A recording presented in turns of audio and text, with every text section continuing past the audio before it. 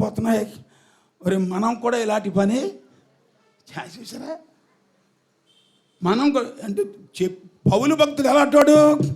దర్శనం పొంది కింద పడి ప్రభువా నీవు ఎవడవని అడిగి నేనే యేసునని దేవుడు చెప్తే, ఆయన చెప్పినట్టు నేను చేస్తాను, పలానా చోట ఉండని దేవుడు చెప్తే అక్కడ ఉన్నప్పుడు భక్తుడు పంపితే పౌలు భక్తుడు యేసునామములో ఏం చేశాడు చెప్పండి? బాప్తీసం పొందాడు. అతడు ఆత్మను పొందాడు. అతడు ప్రత్యేకించబడ్డాడు. దేవుడికి ఒక పాత్రగా ఎన్నుకోబడ్డాడు. దేవుడు ఎన్నుకున్న పాత్రగా దేవుడు చెప్పినట్టుగా నడవడానికి సిద్ధపడినటువంటి అపోస్తుడైన పౌలు యేసునామములో దెయ్యాలు వెళ్ళగొడుతుంటే చెప్పండి ఏమయ్యాయి? దెయ్యాలు వెళ్ళిపోయాయి. ఆ దెయ్యాలు వెళ్ళగొడతమే ఇలా చూశారు, కానీ ఆయనలో ఉన్న ఆత్మ, ఆయనలో ఉన్న గుణం ఏంటో వీళ్ళు చూడలేదు. ఒక 7 స్కవైన్ అనేటువంటి వాళ్ళ కొడుకులు 7 ఉండి వాళ్ళు చూసి, ఒరే మనం కూడా యేసునామాన్ని వాడదాం, యేసునామాన్ని అంటే దెయ్యాలు వెళ్ళిపోతున్నాయి, మనకి ఇది బాగుండేలాగా ఉంది అని ఏం చేశాడు? ఆ 7 వెళ్ళి ఆ దెయ్యం పట్టుకుని దానికి వెళ్ళి యేసునామములో దెయ్యమా పో పో అంటున్నారంట వీళ్ళు. అప్పుడు దెయ్యం ఏమందో చూసారా?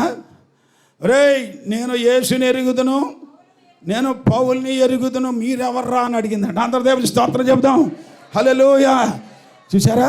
పౌల్ని ఎరుగును దయ్యం, యేసుని ఎరుగును దయ్యం. కానీ ఈ అక్రంగా వచ్చి యేసునామాను వాడుకునే వాళ్ళని దేవుడు చెప్పండి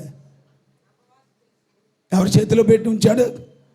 అక్రంగా నడిచేవాళ్ళు ఎవరి చేతిలో ఉన్నారు? అపవాది చేతులు ఉన్నారు. అందుకని వాడు అంటున్నాడు నేను పౌల్ని ఎరుగుదును, ఆయన కరెక్ట్, నేను యేసుని ఎరుగుదును, ఆయన కరెక్ట్. దేవుడి స్తోత్రం చెప్తాం, హల్లెలూయా. కానీ మీరు కరెక్ట్ అయిన వాళ్ళు కాదు. ఎవర్రా మీరు అనేటప్పటికీ ఇంకేముంది, ఇదేంటో మనల్ని ఎవరు అంటుందంటే పౌలు గారిని అలాగా అనలేదు కదా, పౌలు గారిని అలాగా మీరు ఎవరన్నా అడగలేదు, మనల్ని అడుగుతుంది ఏంటి అనుకున్నారు. ఇంకా గట్టిగా ఏ చిన్నమంటుంటే మొత్తానికి ఎగిరి పడిపోయాడు. మొత్తం 7 మీద పడిపోయి బట్టలు పట్టుకొని పీకెత్తే బట్టలు ఊడిపోయాయి, పరిగెత్తేశారంటే వీళ్ళు. దాన్ని పారగొట్టవలసింది బదులు వీళ్ళు ఏమైపోయారు? పారిపోయారు. అందరూ దేవుని స్తోత్రం చెబుతాం సరే, హల్లెలూయా. ఎంత ఘోరమైన పరిస్థితో చూసారా? ఎలా భయంకరమైనటువంటి పరిస్థితి మనం చూస్తున్నాం. కనుక వాక్యంలోనే చూస్తున్నాం. ఒక రోజున పుతోనైన దెయ్యం పట్టినటువంటి ఆమె పౌలు శీల అలా వెళ్ళిపోతుంటే దెయ్యం అంటుంది, ఇది ఆ సోది చెప్పేది. చాలామందికి సోది చెప్పుకుంటూ లాభం తెచ్చి ఆ యజమానికి ఎత్తుందంట, డబ్బు తెచ్చి. అంటే సోది అంటే ఏంటి? ఉన్నాయి చెప్తాను, అది సోది అంటే. అర్థమైందా? సోది అంటే ఏంటి? ఉన్నాయి చెప్తుంది. అందుకనే కొన్ని ఉన్నాయి చెప్తుంటావు, నిజమే బాబోయ్ నిజమే భలే చెప్పేస్తున్నావు అంటారు. అది లేనిది కూడా చెప్తుంది, అది కూడా నమ్మేస్తావు. ఎందుకంటే అది సోదే. జాగ్రత్తగా చూసుకోవాలి.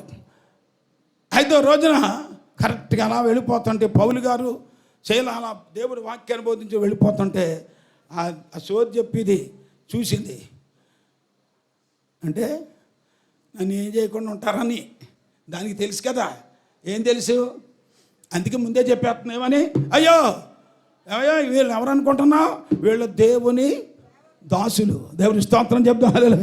ఏమని చెప్తుంది దెయ్యం? వీరు దేవుని దాసులు, సర్వోన్నతుడైన దేవుడు దాసులు. వీళ్ళు మామూలు కాదు, దేవుడు సేవకులు. వీళ్ళు మీకు రక్షణ మార్గమును బోధించేవాళ్ళు వీళ్ళు. దేవుని స్తోత్రం చెబుతాం సరే. దెయ్యం చెప్తుంది ఏమని? వీళ్ళు దేవుని దాసులు, వీళ్ళు మీకు రక్షణ మార్గాన్ని బోధ చేసేవాళ్ళు. మరి ఇది రైటే కదా? దెయ్యం చెప్పింది రైటే. దేవుడు దాసులే వీళ్ళు. అపోస్తలుడు పౌలు శీల వీళ్ళు దేవుడు సేవకులే. పౌలు శీల దేవుడు సేవకులే. రక్షణ మార్గాన్ని బోధిస్తున్నారు. వీళ్ళు స్వస్థతలు చేసుకుంటా తిరగట్లేదు. స్వస్థతలు ఎందుకు చేస్తున్నారు? అందరూ రక్షణ పొందండి అని. దేవుడి స్తోత్రం, హల్లెలూయా. దేవుడు ఎవరినైనా బాగు చేశాడంటే, స్వస్థపరిచాడంటే ఎందుకు స్వస్థపరుస్తాడు? మీరు యేసుక్రీస్తు నామములో రక్షణ పొందుతారనే. అంతే తప్ప స్వస్థతలు చేసేసుకుని జబ్బులు తగ్గించుకుని మళ్ళా వెళ్ళి లోకంలో తిరుగుతారని కాదు, పాపంలో తిరుగుతారని కాదు, ఇష్టం వచ్చినట్టుగా నడుస్తారని కాదు. నీ రోగం బాగు చేసింది, చచ్చిపోయి నిన్ను బతికించింది, నీ కష్టాలు తొలగించేది, నీ బాధలను విడిపించేది. ఎందుకు అనుకున్నావు? నీ శరీర సమస్యలన్నీ తప్పించి నిన్ను బాగు చేసేది ఎందుకు తెలుసా? నీ ఆత్మీయ రక్షణ నువ్వు పొందాలని. అందరూ దేవుని స్తోత్రం చెప్తాం. హల్లెలూయా. నీ ఆత్మను రక్షించుకుంటావని, నీ పాపాన్ని వదిలించుకుంటావని. జబ్బులే కాదు, పాపాన్ని వదిలించుకోవాలి. అందుకని పాపుల రక్షకుడు యేసుప్రభు ఎవరు? పాపుల రక్షకుడు. కానీ వచ్చి భూమి మీద ఏం చేశాడు? అనేక సూచక్రియలు చేశాడు. దెయ్యాలు వెలగొట్టాడు, స్వస్థతలు చేశాడు. ఎందుకు చేశాడు? ఈయన స్వస్థతలు చేయడానికి రాలేదు. ఎందుకు చేశాడు? ఆయన పాపులను రక్షించడానికి వచ్చాడని అందరూ తెలుసుకోవాలని. అందరూ దేవుని స్తోత్రం చెప్తాం. పాపాలు తీసేయడానికి వచ్చిన దేవుడని అందరూ తెలుసుకోవాలని ఆయన భూమి మీద స్వస్థతలు చేశాడే తప్ప ఆయన వ్యాపారం చేయడానికి చేయలేదయ్యి. ఆయన ఏదో డాక్టర్గా కూర్చుని అందరినీ బాగు చేస్తాను రండి అని ఆయన అందరినీ కూర్చోబెట్టి స్వస్థతల కోసమే రాలేదు. ఆయన ఎవరిని నన్ను బాగు చేస్తారు రమ్మని ఎవరిని పిలవలేదు.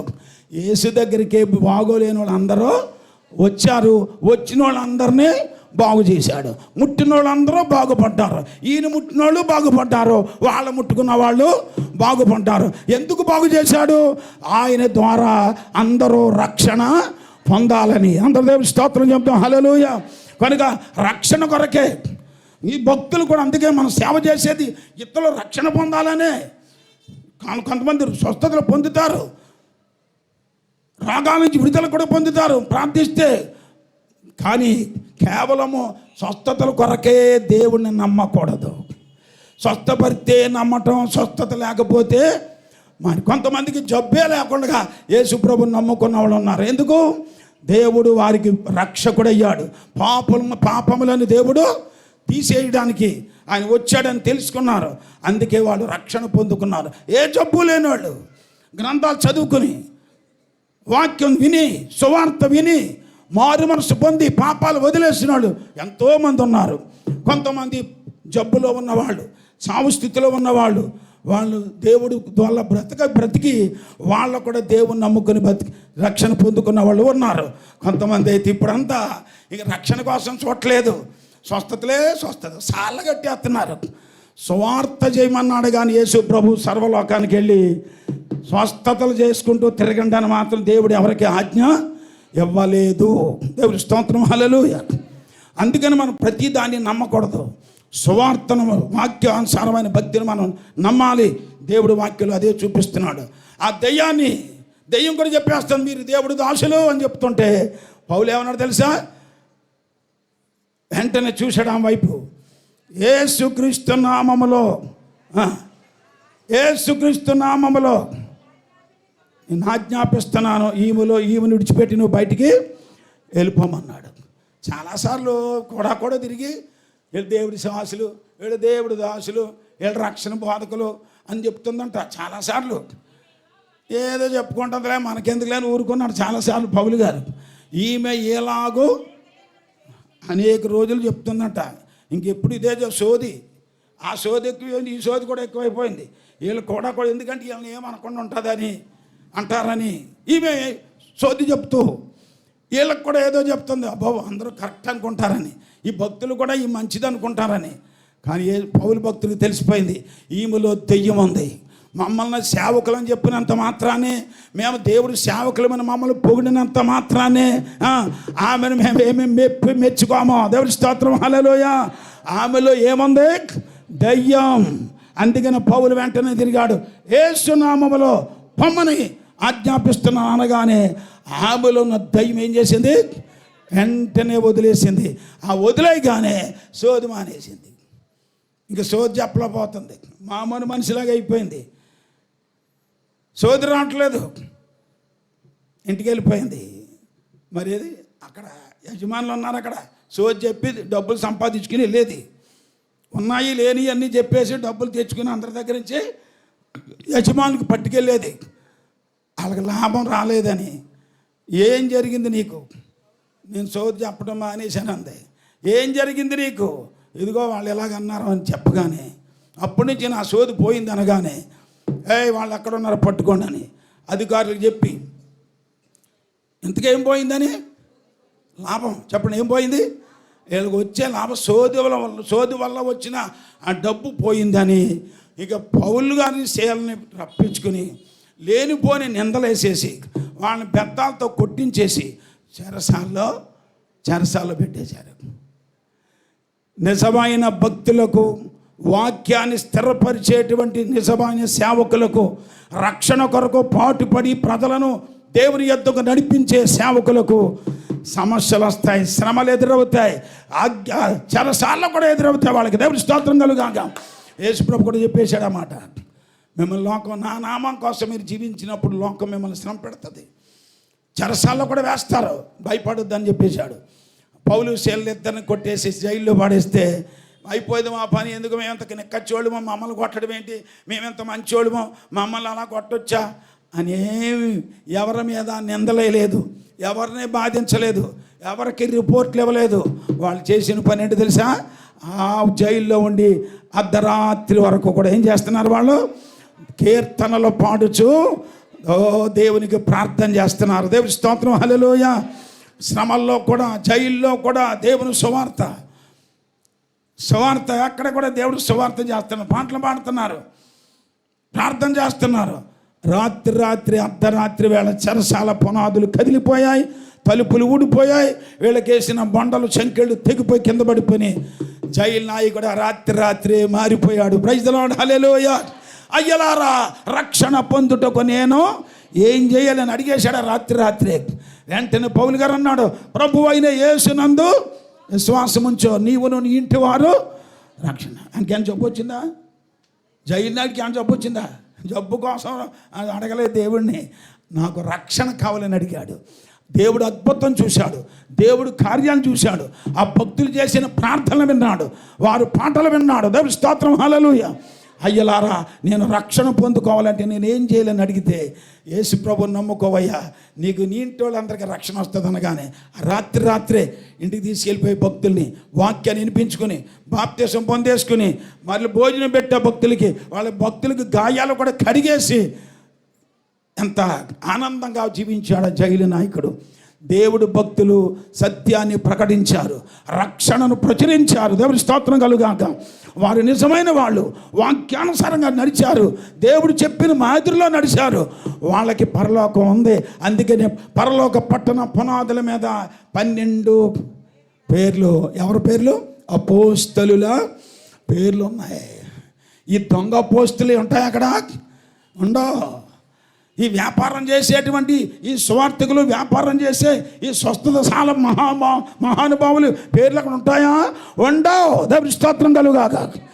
అపోస్తలుల పేర్లు. అందుకని అపోస్తలు బోధ వినాలి, అపోస్తలు నడిచినట్టు నడవాలి, అపోస్తలు ఇచ్చిన బాప్తిసం పొందాలి, అపోస్తలు పొందిన పరిశుద్ధాత్మను పొందాలి, అపోస్తలు జీవించిన జీవితాన్ని జీవించాలి. అప్పుడే మనం కూడా వారి యొద్దకు పరలోకాన్ని చేరగలుగుతాం. దేవుని స్తోత్రం కలుగాక. హల్లెలూయా, హల్లెలూయా.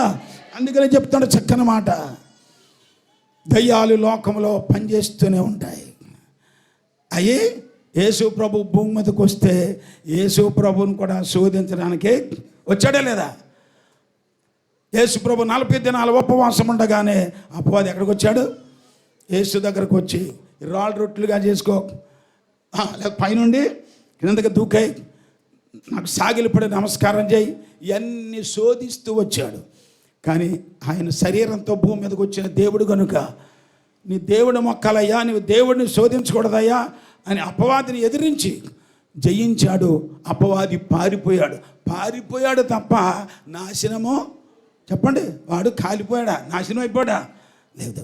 దేవుని స్తోత్రం కలుగా. వాడు ఉంటాడు, పారిపోయాడు అంతే, అప్పటికి లేడు. మరలా యేసు ప్రభు సిలువ వేసేటప్పుడు మళ్ళీ వచ్చేసాడు. ఇస్కరియోతు యోధాలో ప్రవేశించాడు.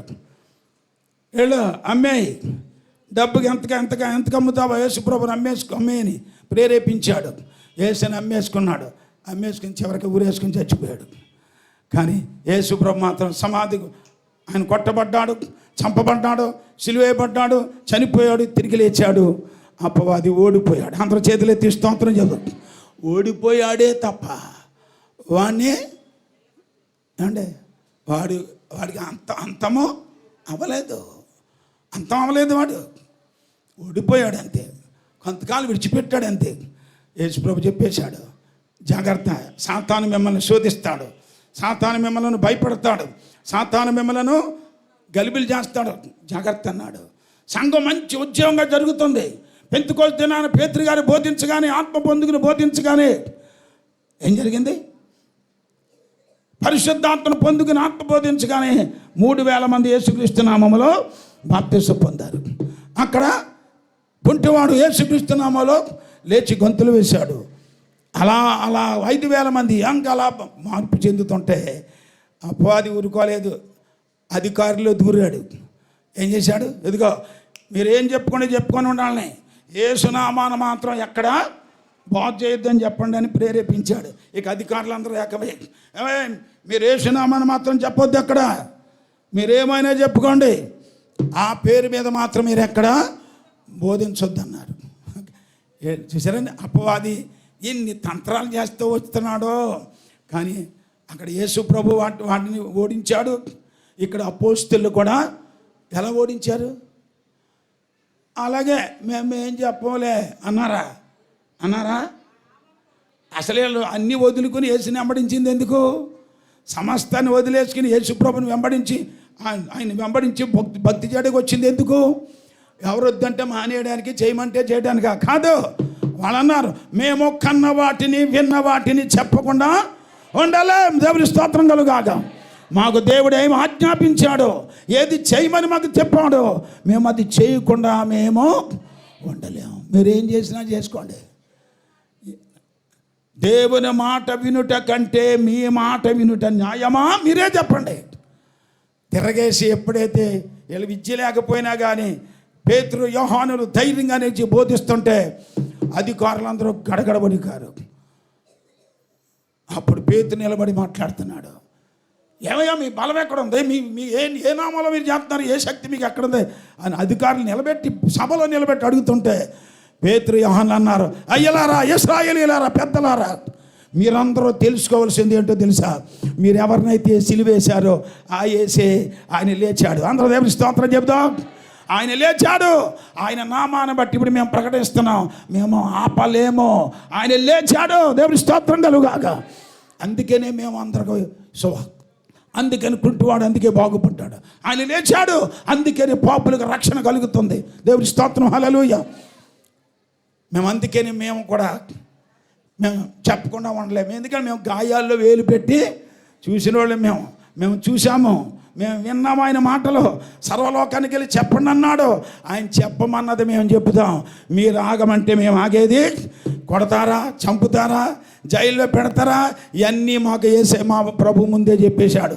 కాబట్టి చెప్పినట్టే మేము జరుగుతుంది, మేము చేస్తాం. మేము చెప్పకుండా ఉండలేమనగానే ఏం చేద్దాం? వీళ్ళని సభంతా ఆలోచించారు, కొట్టేసి ఇడిపించేశారు. జాగ్రత్త, మీరు ఎక్కడ చెప్పకండి అని చెప్పేసి పంపారు. మళ్ళా ఇంటింటికి వెళ్ళిపోయి మరలా దేవాలయంలో వాక్యం బోధించారు దేవుని సేవకులు. దేవుని స్తోత్రం కలుగాక. అంటే అపవాది తంత్రములు దేవుని భక్తుల మీద ప్రయోగిస్తున్నాడు. సత్యాన్ని చెప్పకుండా, యేసునామాన్ని బయట పెట్టకుండా మీరేదో చెప్పుకోండి.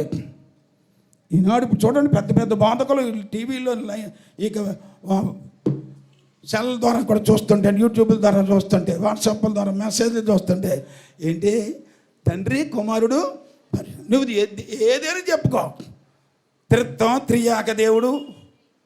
ఏమండి ఎంత ప్రజలను మోసం చేస్తున్నాడో చూసారా? ఇప్పుడు ఇదిగో మళ్ళీ ఒక క్రిస్మస్ అని పెట్టేశాడు. ఇదిగో మీరు పండుగ చేసుకోండి. ఆయన అలా చెప్తాడు, లేదంటాడు. పుట్టాడు కదా మొత్తం మీద. అర్థమైంది మీకు? ఇది ఎవరి తంత్రం? ఇది అపవాది వేసే తంత్రం. పుట్టాడు కదా, చేసుకోండి మీరు పండుగ. పుట్టినోడు మనిషి అయితే చేసుకోవచ్చు, మామూలుగా మనుషుల్లాగా చేసుకోవచ్చు. కానీ పుట్టినోడు మనిషి కాదు. ఆయన ఎవరు? క్రీస్తు. శరీరమును బట్టి క్రీస్తు ఇశ్రాయేలులో పుట్టెను కానీ ఈయన సర్వాధికారి అయిన దేవుడై ఉండే నిరంతరము స్తోత్రారుడై ఉన్నాడని రోమాపత్రిక 9:5 మనం చూస్తాం. కనుక ఈయన ఎవరు అనుకుంటున్నావు? సర్వాధికారి అయిన దేవుడికి పుట్టినరోజు ఉంటుందా? దేవుడికి పండగ చేసుకుంటాం, దేవుడికి పండగ అనేది ఉందా? లేదు కదా. దేవుడు ఎప్పుడు అది చెప్పలేదు, దేవుడు చేయలేదు, దేవుడు చేయమని చెప్పలేదు. మరి ఇది ఎందుకు చేస్తున్నారు? ఇది దేవుడు చెప్పలేదు కానీ అపవాది నేర్పించాడు వీళ్ళకి.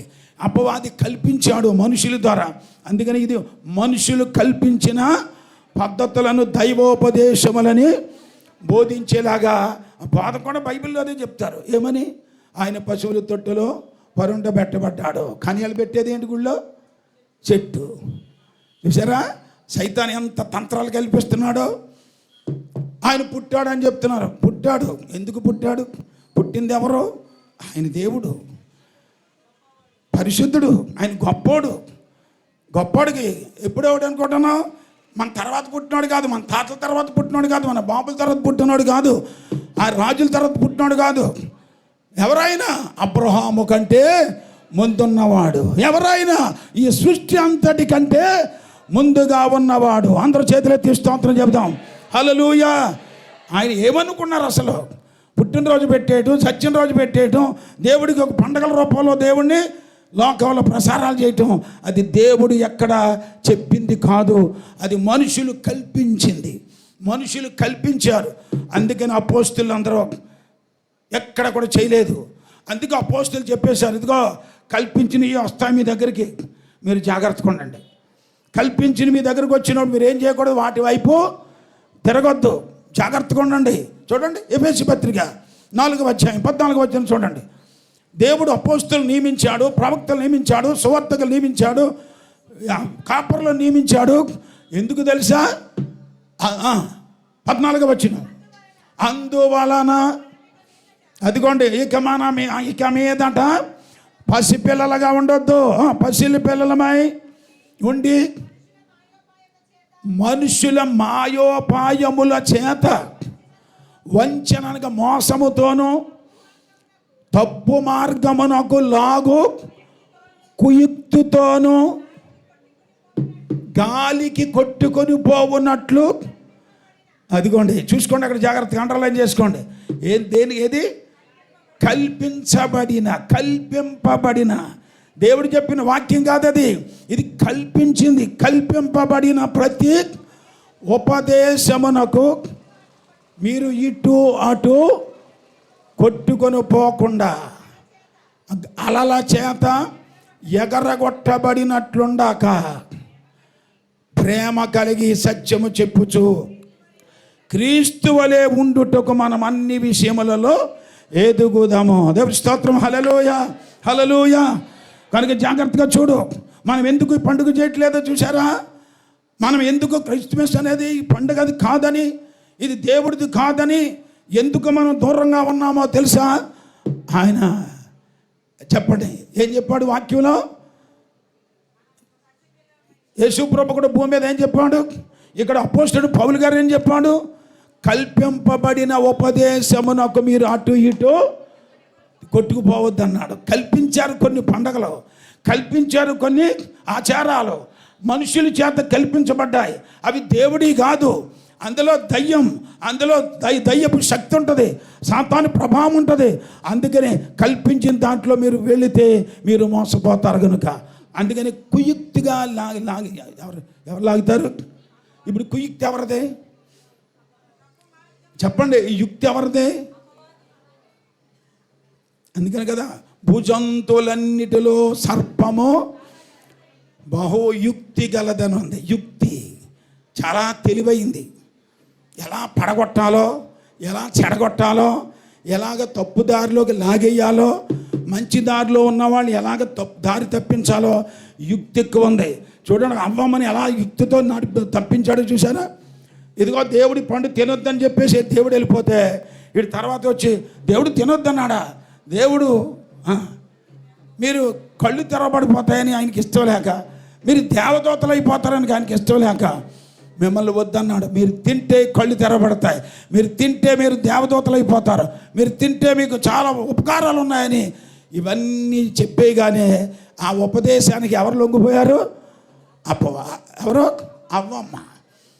ఏదేం తోటలో అపవాది చేసిన ఆ యుక్తి గల బోధకే ఆ ఉపదేశం చేయగానే టక్కలు లొంగిపోయింది. ఇక దేవుడు ఉపదేశాన్ని వదిలేసింది. దేవుడు తినొద్దన్న మాట దాన్ని పక్కన పడేసింది. వీడు భలేగా చెప్పాడు. చూడటాకేమో అందంగా ఉన్నాయి, చూడటాక రమ్యంగా ఉన్నాయి, తింటే బాగుండేలాగా ఉంది, వీడు చెప్పిందే కరెక్ట్ లాగా ఉంది. దేవుడు అందుకే గోలు తినొద్దన్నాడు. మన దేవదూతలు అయిపోతామని గోలు తినొద్దని ఉంటాడు అనుకున్నారే కానీ, ఆమె అలాగ అనుకుందే కానీ అవ్వమ్మ దేవుడు వద్దన్నాడు. దేవుడి కంటే మనకి ఎక్కువ తెలీదు. ఆయన చెప్పిందే మనం చేయాలని నిలబడలేకపోయింది.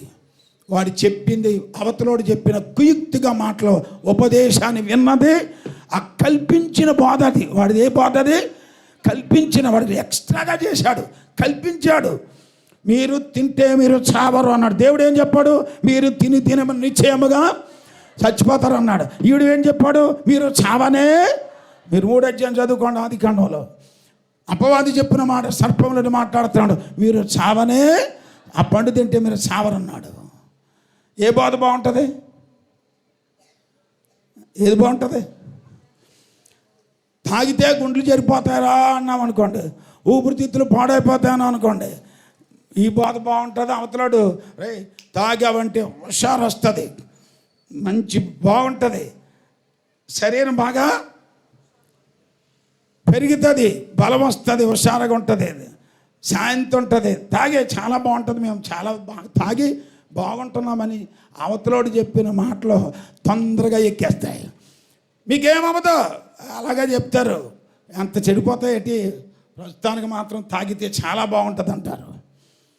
తాగిన తర్వాత హాస్పిటల్లో పడ్డాక అప్పుడు ఈ మాట జ్ఞాపకం వస్తుంది. ఎప్పుడు గుండెలు చెడిపోయాక, ఊపిరితిత్తులు పాడైపోయిన తర్వాత, ఏమయ్యా నువ్వు తాగుతావా అంటే తాగిన సంగతి ఎక్కడ బయటపడుతుందో, ఎక్కడ ఒప్పుకుంటాడో? హాస్పిటల్ పాలయ్యాక, అవన్నీ చెడిపోయిన తర్వాత, అవయవాలు పాడైపోయిన తర్వాత, అప్పుడు తాగినందుకే ఏది వచ్చిందా? తాగొచ్చన్నారే, ఓహో తాగొద్దు, తాగితే ఇలా పోతాయని ముందే చెప్పారు. అది ఎప్పుడు తెలుస్తుంది? పాడైపోయాక కానీ తెలియలేదు. స్తోత్రం, హల్లెలూయా. పాడైపోయాక కానీ తెలియలేదు. పాడైన తర్వాత అప్పుడు అంత తెలిస్తే సుఖమేముంది? చాలా. కొంతమంది కాస్త ముందు తెలిసి తర్వాత ఇక మరి తాగామంటే చచ్చిపోతామని చెప్పేస్తారు. డాక్టర్లు కూడా చెప్పేస్తారు మళ్ళీ తాగామంటే చచ్చిపోతాం. నేను ఎంతమంది వేసినా, నీకు ఎన్ని మందులు ఇచ్చినా, ఎన్ని వేలు ఖర్చు పెట్టినా, మళ్ళీ తాగామంటే చచ్చిపోతాం, ఈసారికి జాగ్రత్తగా ఉండి అని చెప్తాడు. ఇక్కడ ఆగలకు మళ్ళీ ఇంకొకటి మాట వినేసి పర్లేదంటే తాగితే అయిపోద్ది, ఇక ఉండడు. కానీ దేవుడు చెప్పింది చూసారా ఎంత కరెక్ట్గా ఉంటుందో? తినొద్దు, చచ్చిపోతామని చెప్పాడు. వీడేమో తిను, చావు అని చెప్పాడు. ఏ బోధ బాగుంటుంది? తినేమన్న బాధే బాగుంది, తాగొచ్చు అన్న బాధే బాగుంది, పండుగకి వెళ్ళొచ్చన్న బాధే బాగుంటుంది. ఇవన్నీ కూడా అపవాది చేసేటువంటి తంత్రాలని గుర్తుపెట్టుకోండి. దేవుని స్తోత్రం, హల్లెలూయా. అందుకని అవ్వమ్మ మోసపోయింది. ఎప్పుడు తెలిసింది? సిగ్గుపడిన తర్వాతే తెలిసింది. చెట్టు చాటుకి వెళ్ళిపోయి దాక్కునేటప్పుడు తెలిసింది దేవుడు చెప్పిందే రైట్ అని. అందరూ దేవుడి స్తోత్రం చెప్తాం. హల్లెలూయా, హల్లెలూయా, హల్లెలూయా. దేవుడు చెప్పిందే రైట్ అయింది. సిగ్గేసేస్తుంది. దేవుడు వద్దని చెప్పాడు, అనవసరంగా తినేసాం. తిన్న తర్వాత మాకు బట్టలు లేనట్టు తెలిసిపోతుంది. తిన్న తర్వాత మాకు ఏదో భయం వచ్చేసింది. చెట్టు చాట్లకి వెళ్ళిపోయి దాక్కుంటున్నారు. దేవుడు ముఖం చూడలేకపోతున్నారు, దేవుడి దగ్గరికి వెళ్ళలేకపోతున్నారు. దేవుడి మాటలు వింటుంటే వీరికి భయం వచ్చేసి సిగ్గుపడిపోయి దాక్కునే స్థితికి వచ్చేసారు. అంతకుముందు చెప్పండి, దేవుడు తినొద్దన్న పండు తినకుండా ఉన్నప్పుడు, అప్పుడు అంతకుముందు అయితే బాగుండేవారు. దేవుడు స్వరాన్ని వినేవారు, దేవుడితో సహవాసం చేసేవారు, దేవుడు అంటే ఎంతో ముచ్చటగా ఉండేవారు. దేవుడి స్తోత్రం చెప్తాం, హల్లెలూయా. దేవుడు సహవాసం ఇప్పుడు ఏమైపోయింది? అవతలోడు మాట విన్న తర్వాత, అవతలోడు స్వరం విన్న తర్వాత, అవతలోడు బోధ విన్న తర్వాత, అది కల్పించిన బోధ, దేవుడికి వ్యతిరేకంగా చెప్పిన బోధ, అది దేవుడికి నచ్చకుండా చెప్పిన బోధ. దేవుడి స్తోత్రం, హల్లెలూయా. అది విన్న తర్వాత దాన్ని చేసినప్పుడు జీవితం పాడైపోయింది. దేవుడికి దూరం, భక్తి లేదు, దేవుడితో మాట్లాడుకునే పద్ధతులు పోయాయి, తెగదింపులైపోయినాయి, సిగ్గుపడిపోయారు. చివరికి ఏదేను తోటలో నుండి, సౌఖ్యమైన చోటు నుండి వాళ్ళు ఏమైపోయారు? బయటకు వెళ్ళగొట్టబడ్డారు. సౌఖ్యమైన చోటును ఏదేన్ అంటే సౌఖ్యమైన చోటు అది. దేవుడి స్తోత్రం చెబుతాం. వండుకోక్క లేకుండా పొలాలు ఇచ్చేశాడు దేవుడు వాళ్ళకి. కష్టపడక్క లేకుండా చెట్లు మొలిపించేశాడు. అవి వీళ్ళు తినటం చక్కగా ఆరోగ్యంగా ఉండటమే. కానీ ఇప్పుడు ఏం తెచ్చుకున్నారు? బాధ, శ్రమ తెచ్చుకున్నారు. ఇప్పుడు తోటకు బయటకు పోవాల్సి వచ్చింది. వీళ్ళకి వెళ్ళే కష్టపడవలసి వచ్చింది. వీళ్ళకి వెళ్ళే చెమట కార్చవలసి వచ్చింది. వీళ్ళకి వెళ్ళే మట్టి తొడుకోవలసి వచ్చింది. ఎంత కష్టపడితేనే కానీ ఆహారం దొరకదన్న గతి వచ్చేసింది. ఇదంతా దేనివల్ల చెప్పండి? దేవుడు చేయొద్దన్న పని, దేవుడు తినవద్దన్న ఫలమును తినినందువల్ల. ఆజ్ఞ అతిక్రమమే. ఇప్పుడంతే. దేవుడు చెప్పింది చేస్తేనే ధన్యులవుతాం. దేవుడు చెప్పంది చేస్తే మనము శాపగ్రస్తులు అయిపోతాం. శాపాన్ని అందుకే తెచ్చుకోవద్దని మనం అందుకే ఈ పండగ మనం చేయట్లేదు. అందుకని దీంట్లోంచి మనం తప్పించుకుని జీవిస్తున్నాం. దేవుడి వాక్యాన్ని మనం జాగ్రత్తగా చూస్తే అపవాది తంత్రములను మనము ఎరగని వారము మనం ఎరిగి ఉన్నాం. ఇదంతా అపవాది తంత్రం. ఈ పండుగలు ఏ పండుగ వచ్చినా అపవాది వేసిన తంత్రం ఇది. ఎలాగైనా వీళ్ళు మామూలుగా ఉండలేదు. ఈ పండుగ పెడితే తాగుతారు, పండుగ పెడితే ఏమన్నా నాట్యాలు వేస్తారు. ఎంత పిచ్చోళ్ళు అయిపోయారు చూసారా? సెల్లలో చూసాం. ఆడవాళ్ళు కూడా, మగవాళ్ళు ఆడవాళ్ళు కూడా క్రిస్మస్ తాతలాగా ఏంటయ్యి టోపీలు క్యాప్లు పెట్టేసుకుని క్రిస్మస్ తాతకి పెట్టినట్టు. అసలు క్రిస్మస్ తాత ఎవడో తెలియదు ఈ పిచ్చోళ్ళకి. ఆ తాత ఎప్పుడు వచ్చాడో తెలియదు. ఆ కాలంలో ఎవడో లేడు. ఈ బిషప్పులు కానీ పాస్టర్లు కానీ ఈ క్రైస్తవులు ఎవడో లేడప్పుడు. పూర్వమంది ఎప్పుడో యేసు ప్రభు పుట్టక ముందే ఉన్నటువంటి నికోలస్ అనేటువంటి వాడిని క్రిస్మస్ దాంట్లో చేర్చేసి ఈ పండగలోకి అతను కూడా కలిపేసి చెట్టుని ఎలాగైతే ఆ ముందున్న పండగ యేసుప్రభు పుట్టక ముందే ఈ క్రిస్మస్ పండుగ ఉంది. అంటే పేరంటే క్రిస్మస్ అని లేదు, కానీ తమ్మోజు పండగ అనేది యేసుప్రభు పుట్టక ముందు నుంచే ఉంది. చెట్టు కింద కూర్చొని తాగటం, చెట్టు కింద కూర్చొని మాట్లాడుకోవటం, ఇవన్నీ ముందున్నాయి. యేసుప్రభు పుట్టిన తర్వాత ఆ ముందున్నటువంటి పండగ తీసుకొచ్చి ఎవరు కలిపారు? పరిశుద్ధుడైన యేసు ప్రభుకు కలిపేశారు. దీన్ని వాడి తారి కట్టుకొచ్చి కలిపారు. ఇది కల్పించబడిన పండగ. ఇది బైబిల్లో పండగ కాదు. యేసు ప్రభు భూమి మీద ఆయన మానవుల కోసం వచ్చాడు. దేవుని స్తోత్రం, హల్లెలూయా.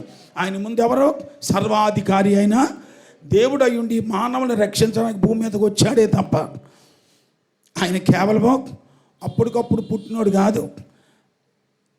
నువ్వు ఏంటి నీకు 50 సంవత్సరాలు లేవు అని అబ్రాహం చూశానంటే ఏంటంటే నేను అబ్రాహం కంటే ముందు ఉన్నాను అన్నాడు. అప్పుడైనా సిగ్గేట్లేదు వీళ్ళకి, క్రైస్తవులకి. ఆ వాక్యాలు కూడా చదువుకోవట్లేదు వీళ్ళు. ఏదో మరియమ్మ యోసేపులకి పుట్టేసిన వాళ్ళు లాగా వీళ్ళు పండుగ చేసేస్తున్నారు.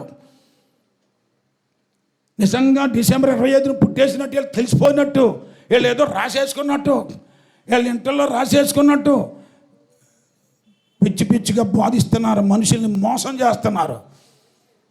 ఒక్కొక్కడు యూట్యూబ్లో తయారవుతున్నాయి. ఇగో డిసెంబర్ 25 పుట్టాడు, మేము చూసేస్తాం, బైబిల్లో చూపించేస్తాం అని మొదలెట్టి ఆ కథ ఈ కథ ఈ నెల మొదలెట్టి మరి ఎలిజబెత్ యేసుప్రభు కంటే ముందు పుట్టిన యోహాను గారి తల్లి ఆ ఎలిజబెత్ అమ్మ ఈ టైంలో గర్భవతి అయ్యి ఉండొచ్చు.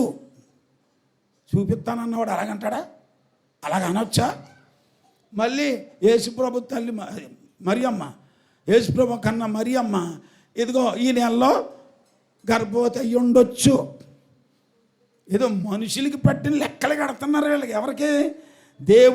దేవుడు పంపినటువంటి ప్రవచనాల ద్వారా నెరవేర్చబడ్డానికి వచ్చిన ప్రవక్త అయిన యోహాను కోసం, అలాగే లోక రక్షకుడైనటువంటి దేవుడు భూమి మీదకి వస్తే ఆ రక్షకుడు కోసం వీళ్ళు ఏం చేస్తున్నారు? లెక్కలు కడుతున్నారు. తప్పు కాదు. ఇప్పుడై ఉండొచ్చు, అప్పుడు పుట్టుండొచ్చు. ఇలాంటి పిచ్చి పిచ్చి లెక్కలేసి జనాలను మోసం చేయకూడదు. దేవుడి స్తోత్రం చెబుతాం, హల్లెలూయా. బైబిల్లో ఉంటే చూపించాలి, లేకపోతే లేదని చెప్పేయాలి. దేవుడి స్తోత్రం, హల్లెలూయా. ఇది బైబిల్లోది కాదు, లేదని చెప్పేయాలి. ఎవరో మతోన్మాదులు అందరూ కేకలేస్తున్నారని, మతోన్మాదులు అందరూ చాలామంది క్రీస్తు విరోధులు క్రీస్తు పుట్టినరోజు డిసెంబర్ 25 బైబిల్లో చూపితే ₹1,00,000 ఇస్తామని సవాల్ చేస్తున్నారు అన్యులు. వాళ్ళకి సమాధానం చెప్పలేక ఉన్నది చెప్తాము అని కొంతమంది గొంతులేస్తున్నారు. ఏమీ లేదు. కాసేపు చరిత్రలో చూడంటాడు, ఆ రాజుల కాలంలో పుట్టాడంటాడు, ప్రజాసంఖ్య టైంలో.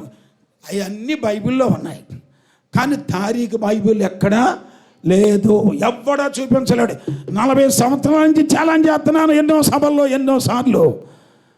క్రిస్మస్ అన్నది బైబిల్లోది కాదు, అది కల్పించిన పండగ. ఇది ఉన్నట్టు డిసెంబర్లో పుట్టాడని ఒక్క వాక్యం చూపించమన్నాను. అప్పటి నుంచి ఇప్పుడు ఎవడో చూపించలేరు. దేవుని స్తోత్రం కలుగాక.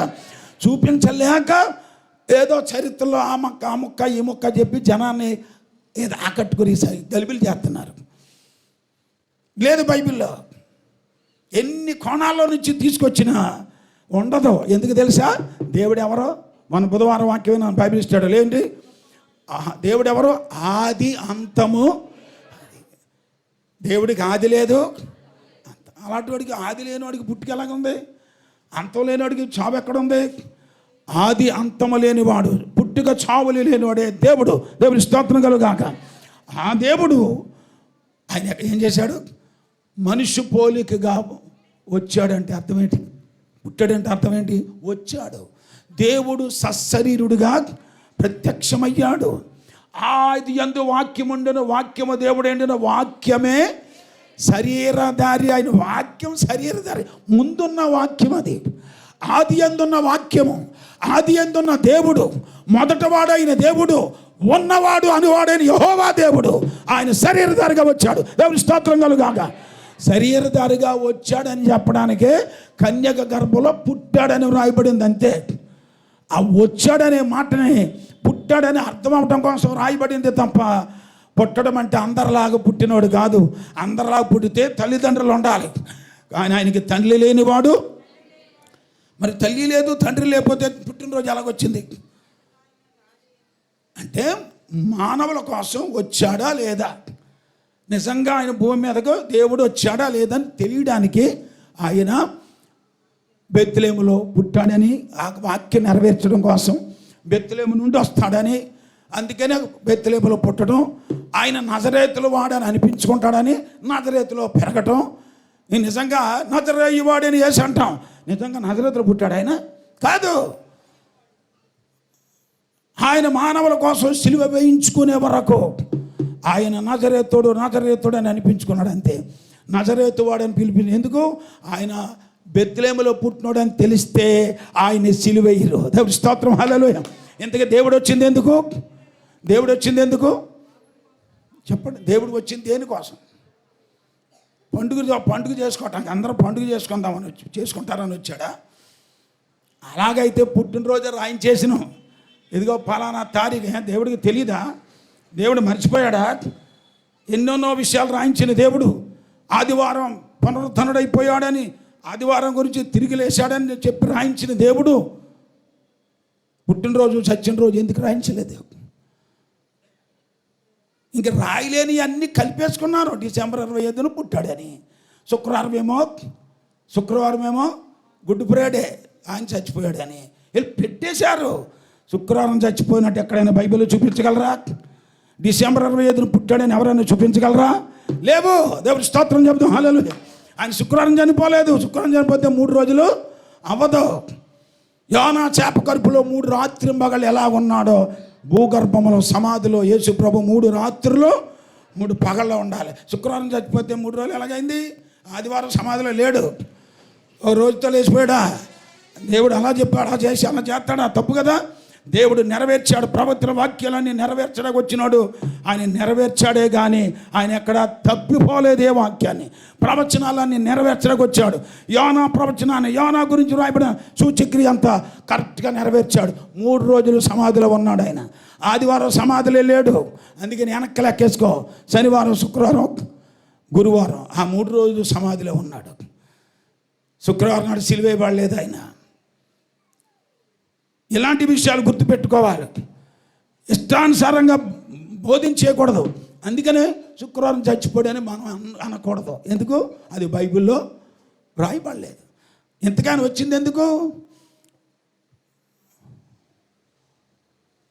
పాపుల కొరకు ఏమవ్వాలని? నేను ప్రాణం పెట్టడానికి వచ్చి తిని ప్రాణం పెట్టగలను, మరలా తిరిగి నా ప్రాణమును అనగా చనిపోవడానికి మరలా తిరిగి లేవడానికి సజీవుడైన ఆయన ఎప్పుడు యుగయుగాలు సజీవుడిగా ఉండేవాడు. అయితే మనుషుల కోసం ఏమవ్వాలని వచ్చాడు? అయితే రావటం, పుట్టడం కాదు, రావటం. ఆ రావడాన్నే పుట్టాడు అంటున్నాం. అప్పటికప్పుడు పుట్టినాడు కాదు ఈయన, అప్పటికప్పుడు జరిగిన సంఘటన కాదు ఇది. పూర్వము నుండి ప్రవక్తల ద్వారా పలకబడిన మాటలన్నీ నెరవేర్పుగా ఆయన లోకానికి వచ్చాడు. ఇదిగో కన్యక గర్భవతి అయి కుమారుని, అంటే కన్యక ద్వారా వచ్చేవాడు ఎవరు అని రాయబడిందో తెలుసా? ఇమ్మానుయేల్. చెప్పండి, ఏమని? ఇమ్మానుయేల్ అంటే అర్థం ఏంటి? దేవుడే మనకు తోడు, దేవుడే వచ్చాడని రాయబడింది. ఎలా తోడొచ్చాడు? కుమారుడుగా. కన్యక గర్భవతి అయినప్పుడు మనకు తోడుగా వచ్చేవాడు గర్భవతిలో నుంచి వస్తున్నాడు, కుమారుడిగా వస్తున్నాడు, దేవుడే తోడు వస్తున్నాడు. ఈ రహస్యాన్ని దేవుడు గ్రంథాల్లో రాయించాడు. అందుకనే కన్యక ద్వారా పుట్టవలసి వచ్చింది. ఎందుకు పుట్టాలి? ఎందుకు కన్యక ద్వారా రావాల్సి వచ్చింది? దేవుడిగా ప్రత్యక్షం అయిపోవచ్చు. ఎందుకు అలాగ అవ్వలేదు? పూర్వం నుండి కూడా ఎప్పుడో ప్రత్యక్షమయ్యాడు దావీదుకి, సొలొమోనుకి, అబ్రహాముకు, అలాగనే యాకోబుకి దేవుడు ప్రత్యక్షమవుతూ వచ్చాడు. కానీ మరి అలాగే వచ్చేచ్చు కదా అందరికీ. పాపులు రక్షించడానికి దేవుడే ప్రత్యక్షమై నేనే దేవుడిని అని చెప్పేయచ్చు కదా. ఎందుకు పుట్టవలసి వచ్చింది కన్యక ద్వారా? అది రావటం. ఆయన రావాలి. ఎందుకు రావాలి అంటే చూద్దాం, ఒక వాక్యాన్ని మనం చూద్దాం. ఆయన ఎందుకు అసలు పుట్టడానికి గల కారణం ఏంటి? ఆయన రావడానికి గల కారణం ఏంటి? ఎందుకు ఆయన్ని అలాగా మనం చూస్తున్నాము? చూడండి, బైబిల్ గ్రంథంలో ఎబ్రీ పత్రిక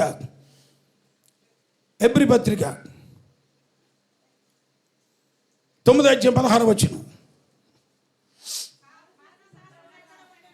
మరణ శాసనము ఎక్కడ ఉండేనో అక్కడ మరణ శాసనము వ్రాసిన వాని మరణము అవశ్యము. ఈ శాసనాన్ని వ్రాసినోడు మరణం పొందితేనే అది చెల్లుబాటు అవుతుంది. ఆ వ్రాసిన వాడు జీవించుచుండగా అది ఎప్పుడైనాను చెల్లునా. అందరూ చేతులెత్తి స్తోత్రం చెప్దాం. అందరూ 2 చేతుల పైకెత్తి ప్రభుకి స్తోత్రం చేద్దాం. హల్లెలూయా. ఒక చక్కని మాట మనం చూసాం. మరణ శాసనము ఎక్కడ ఉండేనో అక్కడ మరణ శాసనము వ్రాసిన వాని మరణము అవసరము. విన్నారా? మరణం అవసరం అంట. ఎవరిదే? చాలామంది ఏమని ప్రార్థన చేస్తారు?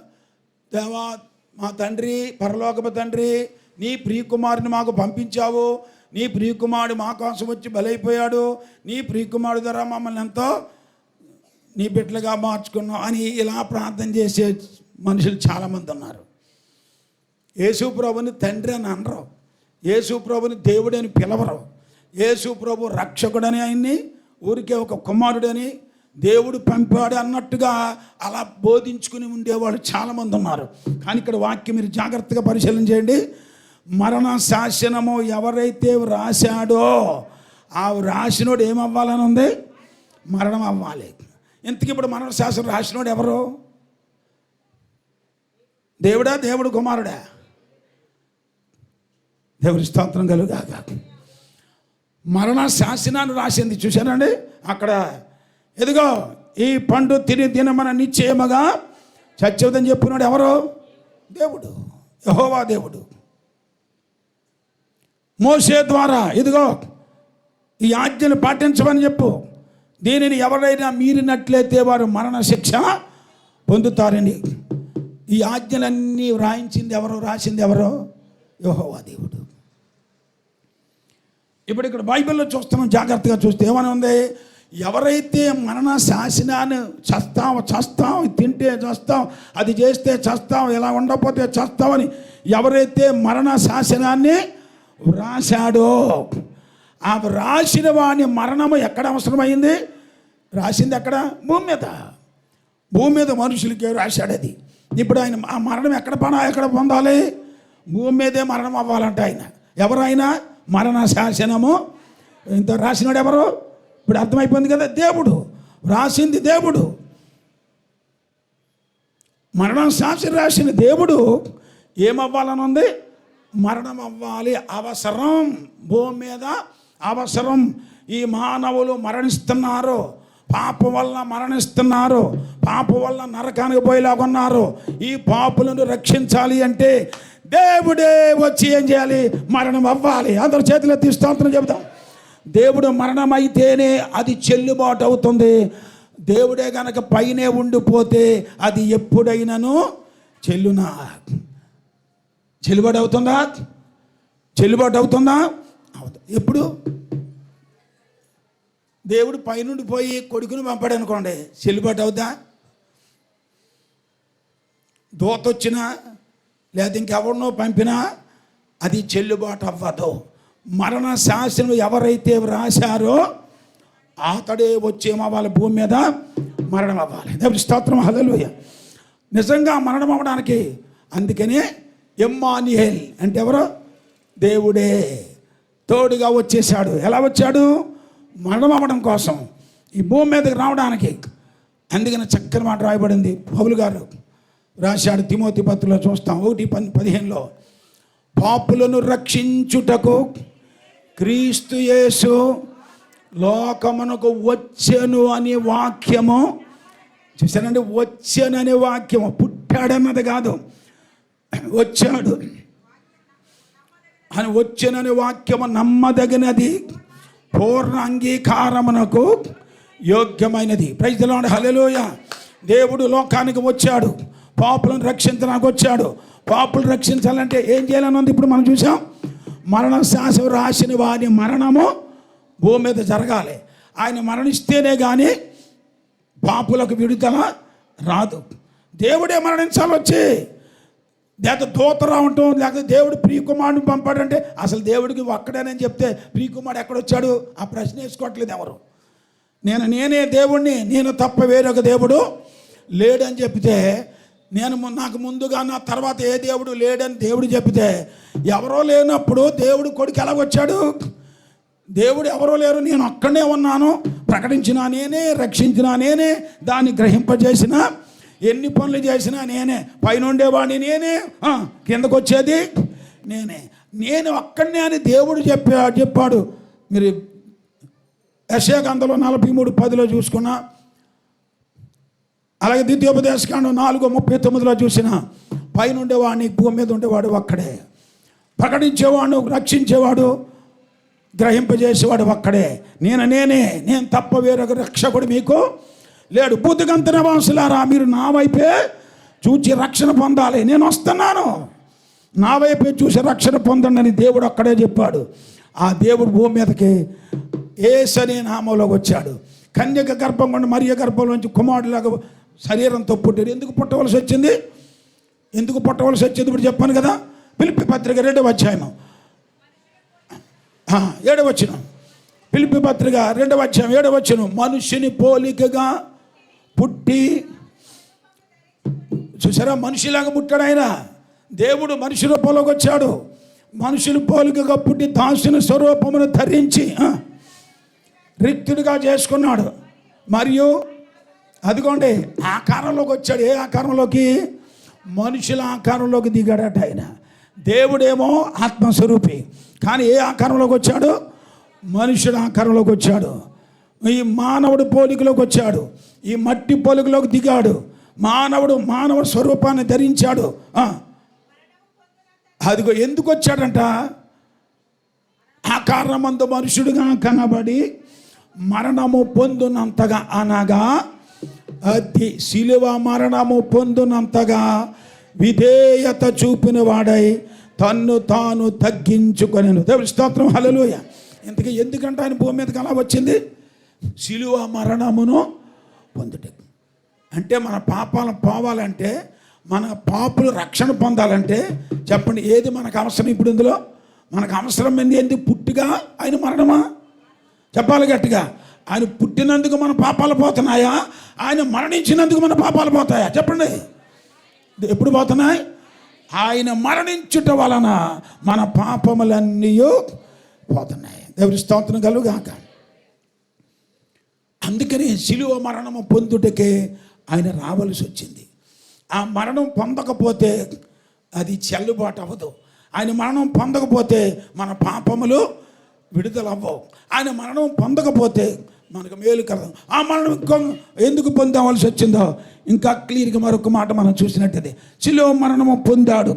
ఎందుకు ఆ పొందడం కోసం ఆయన ఎందుకు అలా? ఎబ్రీ పత్రిక 2వ అధ్యాయము 14వ వచనం కూడా చూస్తే, ఆ పిల్లలు రక్తమాంసములు గలవారైనందున ఆ ప్రకారమే మరణము యొక్క బలము గలవానిని అనగా అపవాదిని మరణము ద్వారా, సరే అండి, అపవాదిని కూడా జయించాలంటే ఏం పొందాలట? ఆయన మరణమే.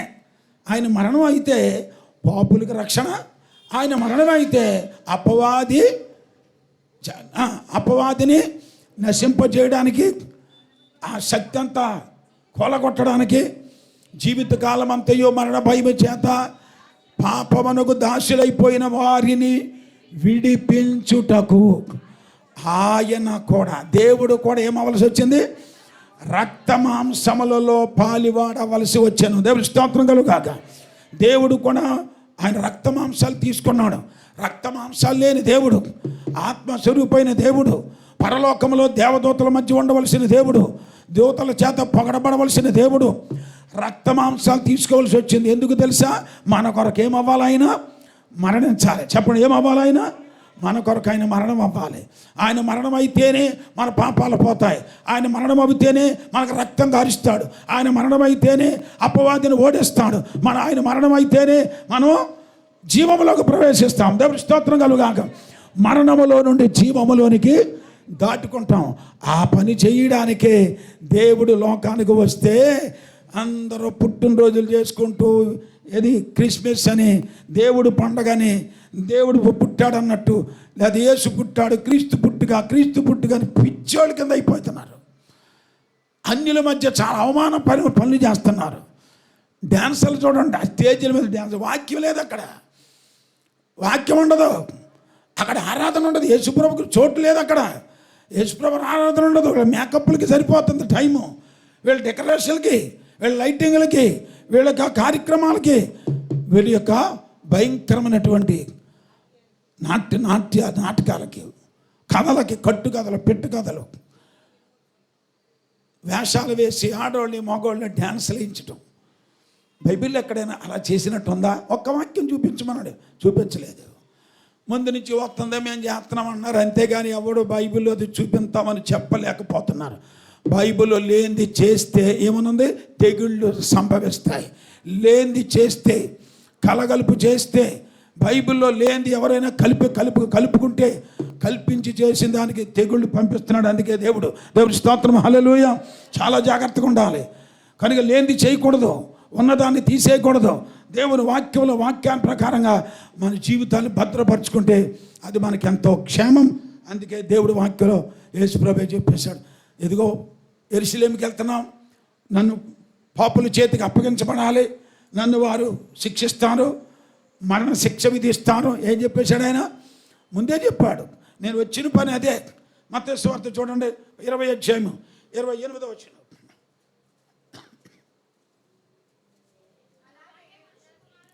మనుష్య కుమారుడు చూడండి ఏం చెప్తున్నాడు?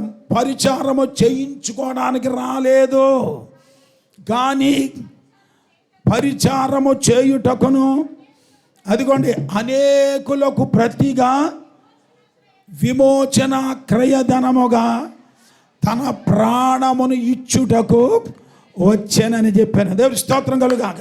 ఎందుకు వచ్చానని చెప్తున్నాడు ఆయన? అందరికీ పాప క్షమాపణ కొరకు, విమోచన క్రయధనముగా, అందరికి బదులు, పాపానికి విరుగుడుగా, అందరి కోసం బదులు ఏం చేసానికి వచ్చాడు? తన ప్రాణమును ఇవ్వడానికి వచ్చాను అన్నాడు. ప్రాణం ఇచ్చేయడానికి వచ్చాను నేను. ప్రపంచంలో ఎవరు అలాంటి వాళ్ళు పుట్టిన వాళ్ళు ఉన్నారా?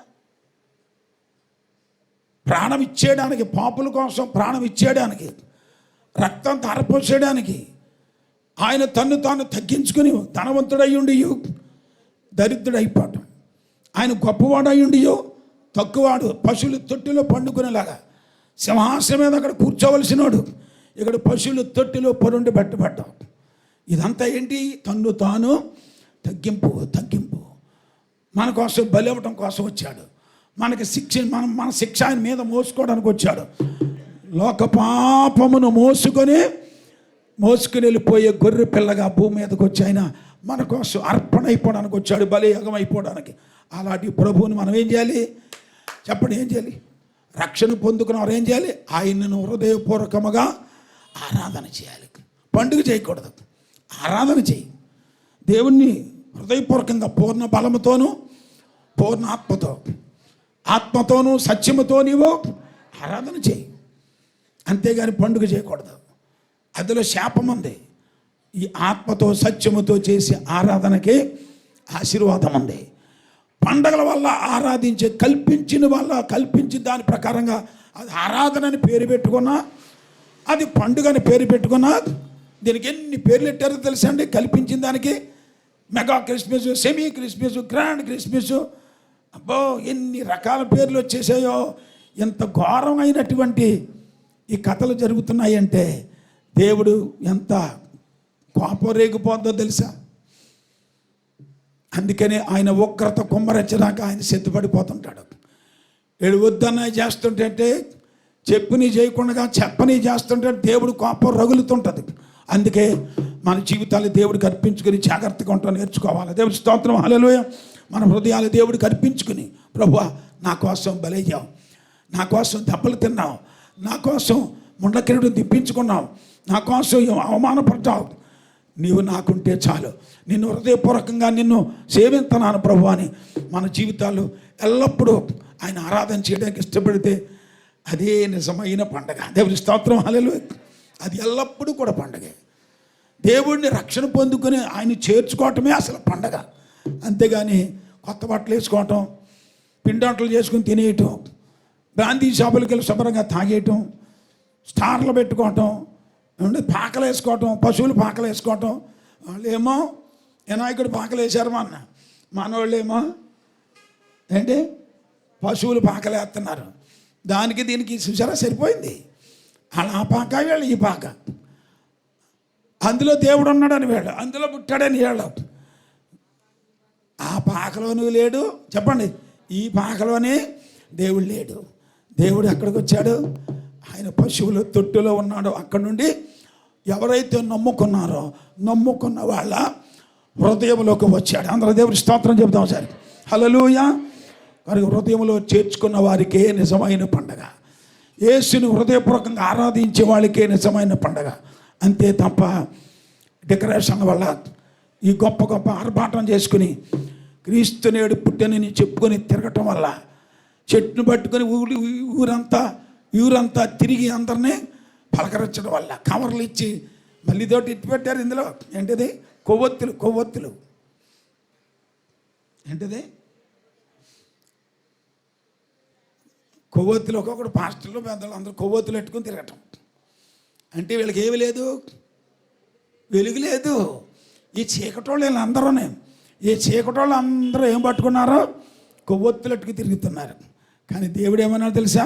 మీరే లోకమునకు, మనల్ని దేవుడు వెలిగించి మనల్ని వెలుగుగా ఉండమని చెప్తే కొవ్వొత్తులు పెట్టుకుని మా యేసు పుట్టాడు, మేము చీకటి అయిపోయాము అంటే ఇంకా ఎవరిని వెలిగింతావు? నువ్వు ఇల్లు వెలిగించాలి, ఏమన్నా కొంపలు అంటించాలి. ఆ కొవ్వొత్తులతో ఏం చేయవద్దరంతారని ఎంత పిచ్చోళ్ళు అయిపోయారో చూసారా? లోకస్తులకి యేసు ప్రభుని నమ్ముకుని దారి చూపించలేకపోతున్నారు, అవమానం చేస్తున్నారు. మళ్ళీ కేకులు కోసుకోవటం, ఒకరికొకరు పాస్టలు తినిపించుకోవటం, యేసు ప్రభు పుట్టాడని తినిపించుకుంటున్నారు. ఏ రోజున పుట్టాడో తెలియకపోయినా చేయకూడదు. బైబిల్లో అది వాక్యానుసారం కదా. ఒకవేళ యేసు ప్రభు కనుక చేయమంటే చేయొచ్చు, మనం కూడా చేద్దాం. ఆయన శిష్యులు చేయలేదు, అపోస్తులు చేయలేదు, ఆది సంఘస్థులు చేయలేదు. 300 సంవత్సరాల వరకు కూడా అసలు ఈ పండగ అనేదే ఎక్కడ క్రైస్తవ సంఘములో లేదు. దేవుడి స్తోత్రం కలుగాక. చూసుకోమని చరిత్రలో ఎవరైనా సరే ఇది మధ్యలో కల్పించారు. రోమన్ కథోలిక్ సంఘం దగ్గర పోపుల కాలంలో అన్యుడు రాజుడు క్రైస్తవుడు అయిన తర్వాత క్రైస్తవుడు అయిన తర్వాత, అన్యుడు క్రైస్తవుడు, రాజుగారు క్రైస్తవుడు అయిన తర్వాత అన్యుల్లో ఉన్న కొన్ని పండగలన్నీ సంఘంలో కలిపేశారు. చాలా త్రిత్వం అనేది అక్కడి నుంచే వచ్చింది. త్రియాక దేవుడు త్రిత్వం, బ్రహ్మ విష్ణు మహేశ్వరు అంటే తండ్రి కుమార పని కలిపేశారు. అక్కడ ఎవడో తారీఖున పుడితే డిసెంబర్ 25 ఇక్కడ కలిపేశారు. ఇలాంటి చాలా విషయాలు, రకరకాల వాక్యములు ఒకటి ఉంటే వీళ్ళు ఇంకో రకంగా మార్పులు చేసేసి కల్పించినటువంటి ఆరాధనలు, పండగలు క్రైస్తవ సంఘంలోకి వచ్చాయి. చెప్పండి, ఇప్పుడు ఇది ఎవరి తంత్రం? అపవాది తంత్రం. ఇప్పుడు మనం వాటిని ఎదిరించాలంటే ఏం చేయాలి? వాడి తంత్రాలు ఎదిరించాలి. ఏం చేయాలి? మనం విశ్వాసమందు స్థిరంగా ఉండి ఎదిరించాలి. రెండవది, దేవునికి లోబడి వాడిని ఎదిరించాలి. దేవుని వాక్యములో నిలిచి వాడిని జయించాలి. దేవుని స్తోత్రం, హల్లెలూయా. నీలో వాక్యం లేకపోతే నువ్వు జయించలేవు. నీకు సత్యం తెలియకపోతే నువ్వు జయించలేవు. నువ్వు దేవుడికి లోబడి ఉండకపోతే నువ్వు జయించలేవు వాడిని. నీలో విశ్వాసం సన్నగిలిపోతే వాడిని జయించలేవు. విశ్వాసం నిండుగా ఉండాలి. వాడిని జయించాలంటే నీలో ఉన్న దేవుడి వాక్యం మీద, దేవుడి మీద ఉన్న నమ్మకం చూసి వాడు నీ దగ్గర నుంచి పారిపోతాడు. లేకపోతే నిన్ను ఎలాగైనా లొంగ తీసుకోవడానికి చూస్తాడు. ఒకసారి మా గుడికి రాకూడదు, మా పండుగ చూద్ది కానీ చాలా బాగుంటుంది కదా, ఎలా కథలు చూపిస్తుంది. ఎన్నో గారు ఫోన్ చేశాడు ఎక్కడి నుంచో, ఆయన సహోదరుడు. అయ్యగారు ఇలాగ చాలా బాగుంటుంది అంటే అక్కడికి మంచి మీటింగ్ కట్టండి, 7 గంటలకు పెట్టేస్తారంట, వెళ్దామని అనుకున్నామండి, వెళ్ళొచ్చండి అని అడిగాడు. అప్పుడు చెప్పారు, అలాంటివి వెళ్ళకూడదు, జాగ్రత్తగా ఉండాలని చెప్పినప్పుడు, బాబా వెళ్ళండి బాబా అలాగైతేనే, నాకు తెలియకని అడిగాను అన్నాడు. చూసారా, తెలియక అడిగి తెలుసుకుని జాగ్రత్త పడతాం, మంచిదే. వాళ్ళన్నీ డ్యాన్సులు అన్నీ ఆయనే చూస్తున్నాడు. డ్యాన్సులు, నాటకాలు ఇవన్నీ చాలా దారుణంగా ఉంటున్నాయండి. ఇక్కడ వాక్యం లేదు ఎక్కడ కూడా అని చెప్పి, గణపురం సైడ్. దేవుని స్తోత్రం కలుగాక. కనుక ఎన్నో చోట్ల మనం చూస్తున్నాం వాక్యం లేని స్థలాల్లో క్రీస్తు లేడు. కనుక అందుకనే యేసు ప్రభు లేనటువంటి పండగలు చేస్తున్న వల్ల వాళ్ళు కీడు కోసం ఎదురు చూస్తున్నారు, శాపగ్రస్తులు అవుతున్నారు. ఆ శాపం మీద పడే వరకు వారు ఎప్పుడు అలా చేస్తూనే ఉంటారు. కానీ మనం ఏం చేయాలి? ఆశీర్వాదమునకు వారసులయ్యాం మనం. ఆశీర్వాదం ఏ విధంగా వస్తుందో అపవాది తంత్రములను మనం ఏం చేయాలి? ఎదిరించాలి. ఊరికైనా ఖాళీగా ఉండి నువ్వు ఎదిరించలేవు. వాక్యం బాగా తెలుసుకోవాలి, వాక్యం జాగ్రత్తగా వినాలి, వాక్యం బాగా చదవాలి, దేవుని సన్నిధిలో మోకాళ్ళుని ప్రార్థించాలి. అలాగ నీవు జీవిస్తున్నప్పుడు అపవాదిని ఎదిరించే శక్తి నీకు వస్తుంది. దేవునికి లోబడి ఉండాలి, విశ్వాసంతో నిండిపోవాలి, విశ్వాసమైన డాలు పట్టుకోవాలి, వాడి బాణాలన్నీ ఎదిరిస్తూ ఉండాలి, వాడి తంత్రాలన్నీ ఎదుర్కోవాలి. అంతేగాని నాకెందుకులే ఏదో అని చెప్పేసి ప్రార్థన లేకుండా, వాక్యం లేకుండా, భక్తి లేకుండా, విశ్వాసం లేకుండా నీవు అలాగే జీవిస్తే నువ్వెక్కడో దొరికేస్తావు వాడికి. అందుకని ఎందుకంటే వాడు ఎవరిని మృంగుదనా అని గర్జించే సింహము వలె వెతుక్కుంటూ తిరుగుతున్నాడు. వాడు వెతుకుతున్నాడు, అన్ని సంఘాలకి తిరుగుతాడు, అన్ని పాస్టర్ల దగ్గరికి వస్తాడు, అన్ని విశ్వాసుల దగ్గర అందరి దగ్గరికి వస్తుంటాడు. దేవుడు అపవాది తిరుగుతూనే ఉంటాడు. యోబు దగ్గరికే వెళ్ళడం లేదా? దేవుడి దగ్గరికి వెళ్ళి మరీ అడిగి వచ్చాడు. ఆ యోబు అన్నవాడు తెలుసులే, నువ్వన్నీ అంటే చాలా నమ్మకంగా ఉన్నాడు, నువ్వు అన్నీ ఇచ్చేసావు అతనికి, అందుకనే దేవుడు దేవుడు అంటాడు. అవన్నీ తీసి పడితే నీ ముఖ మీద నేను తిట్టేసి వదిలేస్తాడు అన్నాడు. కానీ దేవుడు అన్నాడు, నా సేవకుడు అలాంటి వాడు కాడు. యోబు నా సేవకుడు, యోబు యథార్థవంతుడు, యోబు భయభక్తులు గలవాడు, యోబు చెడుతనాన్ని విడిచిపెట్టినాడు. వెళ్ళు చూసుకో, నువ్వు అతన్ని ఏం తీసేసినా అతను ఆస్తి మీద నీకు అధికారం ఇస్తాను. సైతానికి అధికారం ఇస్తే వాడు వచ్చాడు, గబగబా ఆస్తి అంతా పాడు చేశాడు, పిల్లల్ని చంపేశాడు, అన్నీ పోయినాయి. ఆ భక్తులు ఒంటరిగా చేసేసాడు, బంధువులు వదిలేశారు, స్నేహితులు కూడా మంచోడు యోబు అన్న వాళ్ళందరూ యోబు మీద లేనిపోయి నిందలేసి యోబుని వదిలేసి వెళ్ళిపోయారు, ఒంటరోడైపోయాడు. భార్య కూడా ఎందుకు సావరాదు, ఇంకెందుకు దేవుడు అంటావు అని కూడా అనేసిలాగా చేశాడు సైతాను. ఇదంతా ఎవరి తంత్రాలు ఇయ్యే? చెప్పండి, ఇప్పుడు ఎవరి తంత్రాలు ఇయ్యే? అపవాది వేసిన తంత్రాలు. యోబుని అలా బాణాలు వేసి గుచ్చేశాడు. పిల్లల్ని పాడు చేసినా సరే, పిల్లల్ని చంపేసినా సరే, ఆస్తి అంతా ఓడగొట్టేసినా సరే ఏమన్నాడు తెలుసా? జయించడానికి దేవుడి మీద విశ్వాసం ఎలా నిలబెట్టుకున్నాడు తెలుసా? దేవుడు ఇచ్చాడు, దేవుడే తీసుకున్నాడు, దేవునికే స్తోత్రం అన్నాడు. దేవుడి స్తోత్రం, హల్లెలూయా. నేను దిగంబరిగా వచ్చాను లోకంలోకి, మళ్ళా నేను దిగంబరిగానే వెళ్ళిపోతాను, నాకేం అక్కర్లేదని. అంటే దేవుడి మీద అంత విశ్వాసంతో నిండిపోయాడు కనుకనే అలాగ సైతాన్ని ఎదిరించడానికి పోటీ పడ్డాడు ఇలాంటి మాటలతో. లేకపోతే ఏమంటారు? ఎందుకు వచ్చింది దేవుడు, ఇవన్నీ పోయాయి, పిల్లలు చచ్చిపోయారు, ఆస్తి పోయింది, ఇంక దేవుడని ఏం ప్రార్థన చేయను, గుడికి ఏమని వెళ్ళను, భక్తి ఏం చేయను అనిపిస్తుంది. అసలు అది మామూలు వాళ్ళు చేసే పని. కానీ యోబు అపవాది తంత్రాలు ఎదిరించడానికి దేవుడికి లొంగిపోయాడు, దేవుడికి ఇష్టమైపోయాడు. ఏమన్నాడు? దేవుడు ఇచ్చాడు, దేవుడే తీసుకుని, దేవుడే కావాలంటే ఇస్తాడు, అంతేగాని వాటి కోసం నేను బెంగెట్టుకొని చింత పెట్టుకుని నేనేమైపోయాను. పిల్లలు చనిపోయినా మళ్ళీ దేవుడే ఆయన ఇచ్చాడు, ఆయన తీసేసుకున్నాడు అన్నాడు. దేవునికి స్తోత్రం చెప్పాడే కానీ అపవాదిని ఎప్పుడు కూడా పైకెట్టలేదు, అపవాదిని ఎప్పుడు మెచ్చుకోలేదు. దేవుణ్ణి హెచ్చించాడు. కష్టాల్లో, ఎవరికలో, ఇబ్బందిలో, ఒంటరితనంలో, సావు స్థితికి దగ్గరకు వచ్చినా సరే, మరణం దగ్గరికి వచ్చినా సరే దేవుణ్ణి పైకెత్తాడు. నేను మరణం అయిపోయినా పర్వాలేదు కానీ నా నీతిని, నా యథార్థతను నేను అసలు వదిలిపెట్టనన్నాడు. అక్కడితో అపవాది సిగ్గుపడిపోయాడు. భార్య ద్వారా బాణం వేశాడు, తంత్రాలు వేశాడు. ఎందుకో చావు అని చెప్పి ఇంకెందుకు, భార్య కూడా వెళ్ళిపోయి చచ్చిపోవచ్చు కదా, ఇంకెందుకు దేవుడిని దూషించవచ్చు కదా, దేవుడు మనకి ఏ ఉపకారం చేశాడు, ఎంత బాధలు పెట్టాడు, దేవుడిని దూషించి చచ్చిపో అన్నది భర్తనే, యోబు భార్య. కానీ యోబు ఆ మాటకు లోపడలేదు. మూర్ఖులు అలా మాట్లాడతావు ఎందుకు, దేవుడి వల్ల ఎన్నో మేలు పొందావు ఇప్పటి వరకు, ఇప్పుడు కొంచెం శ్రమ వచ్చింది, అవి కూడా మనం ఏం చేయాలి, తట్టుకోవాలి కదా, అంతేగాని అలాగే దేవుడిని అలాగే అనకూడదు. అనగానే సిగ్గుపడిపోయాడు సైతాను. ఆమె కూడా సిగ్గుపడిపోయింది. వెళ్ళిపోయిన స్నేహితులు, బంధువులు అంత అన్నీ పోయాయి, కానీ దేవుడిని వదులుకోలేదు. దేవుడు మాత్రం వదిలిపెట్టలేదు యోబుని. దేవుడి స్తోత్రం కలుగాక. యోబు దేవుడిని వదలలేదు, దేవుడు యోబుని వదలలేదు. కానీ ఆ కష్టాలు వదిలేసినట్టు కనబడతాయి, ఆ బాధలో దేవుడు వదిలేసినట్టు కనబడతాయి.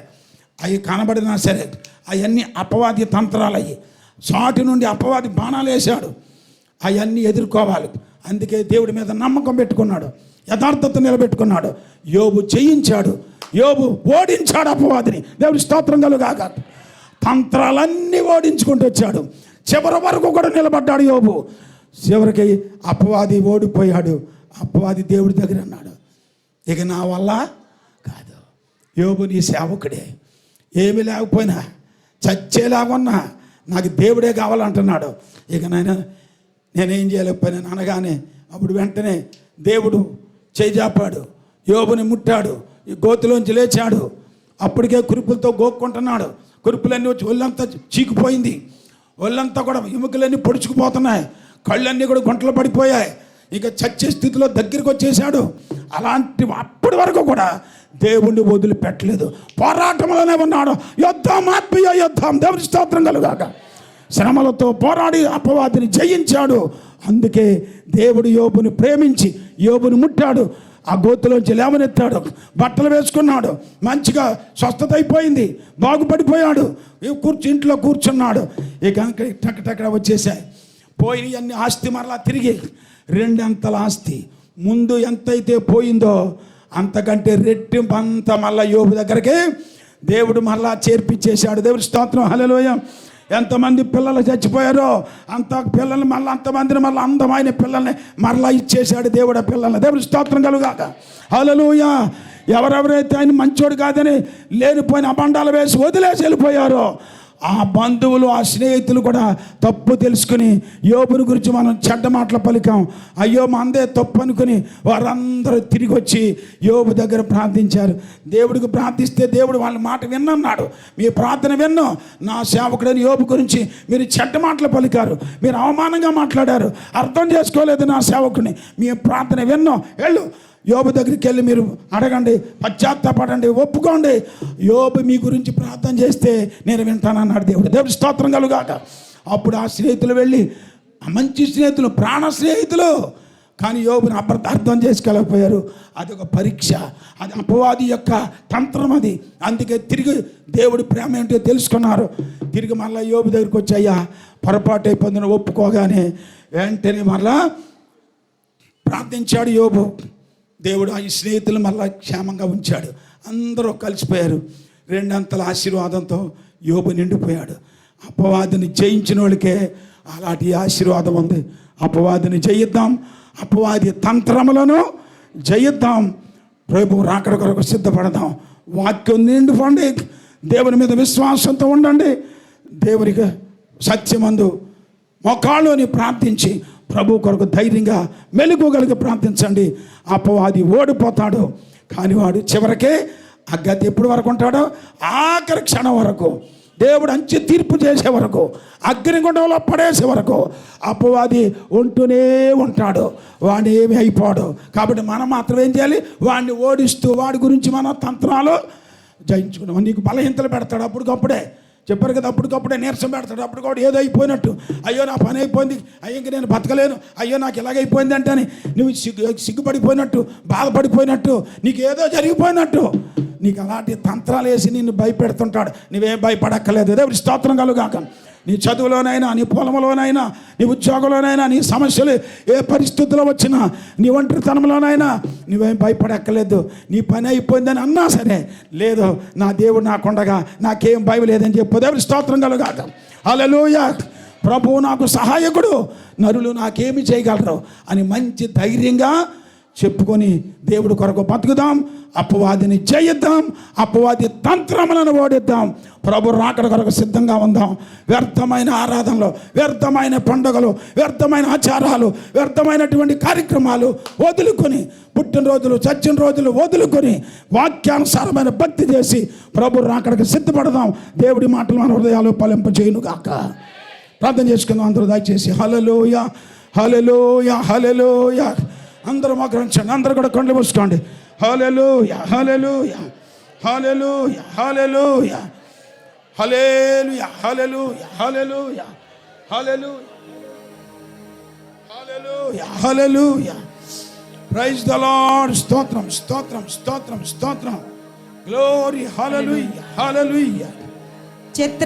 చిత్రాల వాడే సాతాను ఎంతో తంత్రాల వాడే, చిత్రాల వాడే సాతాను ఎంతో తంత్రాల వాడే, అపవాది ఎంతో తంత్రాల వాడే. ఏదేనుకు వచ్చాడమ్మా, సర్పారూపం దాల్చాడమ్మా, మాయా మాటలు చెప్పాడమ్మా, నారే మనసు మార్చాడమ్మా. ఏదేనుకు వచ్చాడమ్మా, సర్పారూపం దాల్చాడమ్మా, మాయా మాటలు చెప్పాడమ్మా, నారే మనసు మార్చాడమ్మా. చెట్టు ఫలము తిని పెంచెను, దైవ చిత్తమంతా చెడగొట్టెను. చెట్టు ఫలము తిని పెంచెను, దైవ చిత్తమంతా చెడగొట్టెను. చిత్రాల వాడే సాతాను ఎంతో తంత్రాల వాడే, చిత్రాల వాడే అపవాది ఎంతో తంత్రాల వాడే.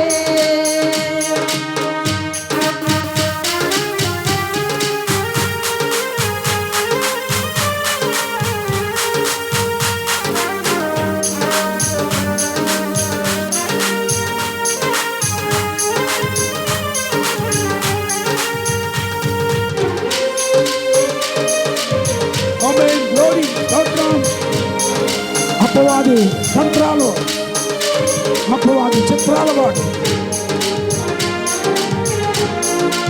ఎలా మోసగిస్తున్నాడో జాగ్రత్త వినండి. సంఘానికి వచ్చాడమ్మా, సంస్థ రూపము దాల్చాడమ్మా, బోధకులను మాయా చేసి డబ్బుకు దాసులు చేశాడమ్మా. సంఘానికి వచ్చాడమ్మా, సంస్థ రూపము దాల్చాడమ్మా, బోధకులను మాయా చేసి డబ్బుకు దాసులు చేశాడమ్మా. ఆచారములు నేర్పించెను, దైవ వాక్యమును మరిపించెను. ఆచారములు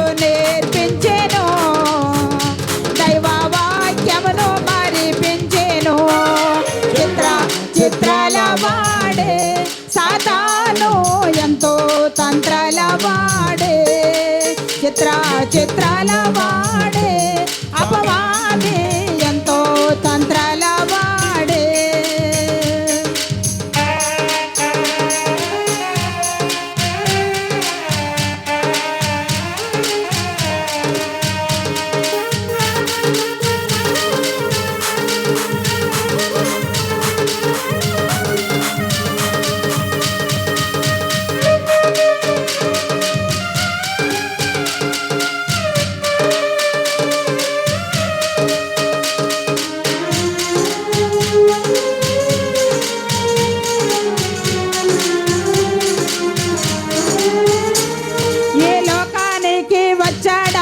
దేవత రూపము దాల్చాడమ్మా లోకులకు దర్శనమిచ్చి విగ్రహ పూజలు నేర్పాడమ్మా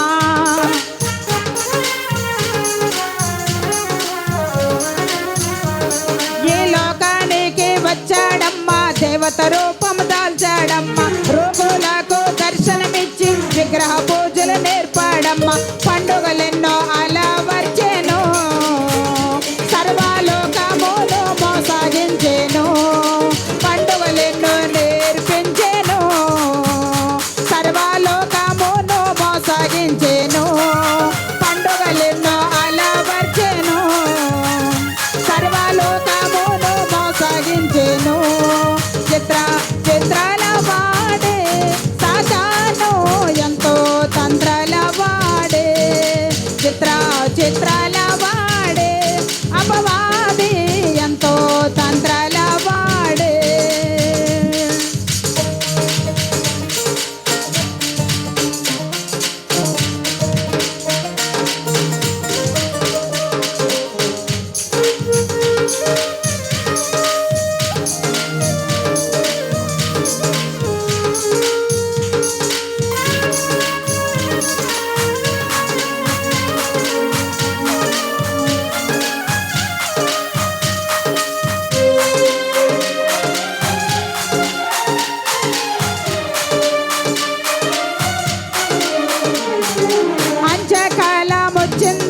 లోకం అంతమవుతుందమ్మా దేవుడెవరో తెలుసుకొని నమ్ముకుంటే మంచిదమ్మా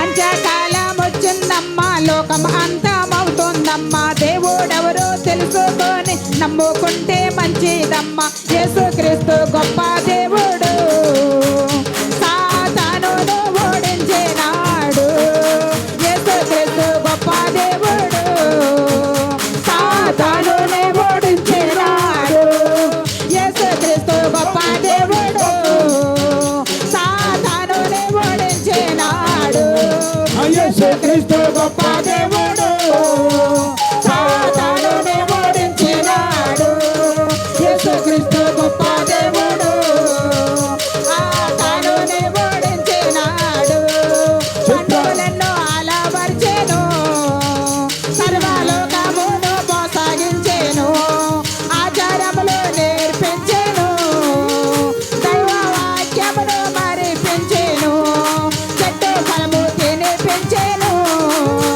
దైవ చిత్తమును మరిపించెను చెట్టు ఫలము తినిపించెను దైవ చిత్తమును మరిపించెను దైవ చిత్తమంతా చెడగొట్టెను యేసుక్రీస్తు గొప్ప దేవుడు సాతానుని ఓడించినాడు చిత్రాల వాడే సాతాను ఎంతో తంత్రాల వాడే చిత్రాల వాడే అపవాదే ఎంతో తంత్రాల వాడే అపవాదే ఎంతో తంత్రాల వాడే సాతాను ఎంతో తంత్రాల వాడే సాతాను ఎంతో తంత్రాల వాడే హల్లెలూయా హల్లెలూయా హల్లెలూయా glory స్తోత్రం స్తోత్రం ఆమేన్ ఆమేన్ హల్లెలూయా హల్లెలూయా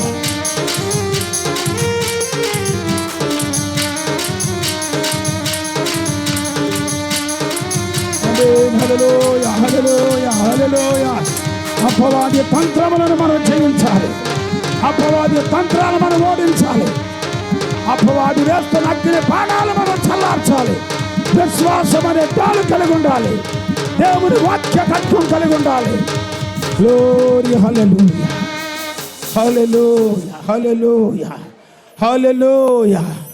మనం ఈ ఆత్మీయ యుద్ధములో, మనం ఈ ఆత్మీయ పోరాటములో అపవాదిని మనం ఓడించడానికి, వానిని జయించడానికి, వాని తంత్రములను మనం జయించడానికి ఎల్లప్పుడూ సిద్ధంగా ఉండాలి.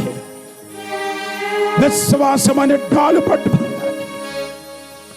వాక్యం అనే ఆత్మ ఖడ్గం పట్టుకుని ఉండాలి. అవి కలిగి ఉందాం, అవి ధరించుకుని ఉందాం. వాక్యంతో ధైర్యంగా నిలబడదాం. విశ్వాసములో బలంగా వాడుకు నిలబడదాం. అపవాది తంత్రాలన్నీ తెలుసుకుందాం. ఇది అపవాది తంత్రం అని తెలిసిన ప్రతిదానికి నువ్వు దూరంగా ఉండు. నువ్వు తప్పించుకో.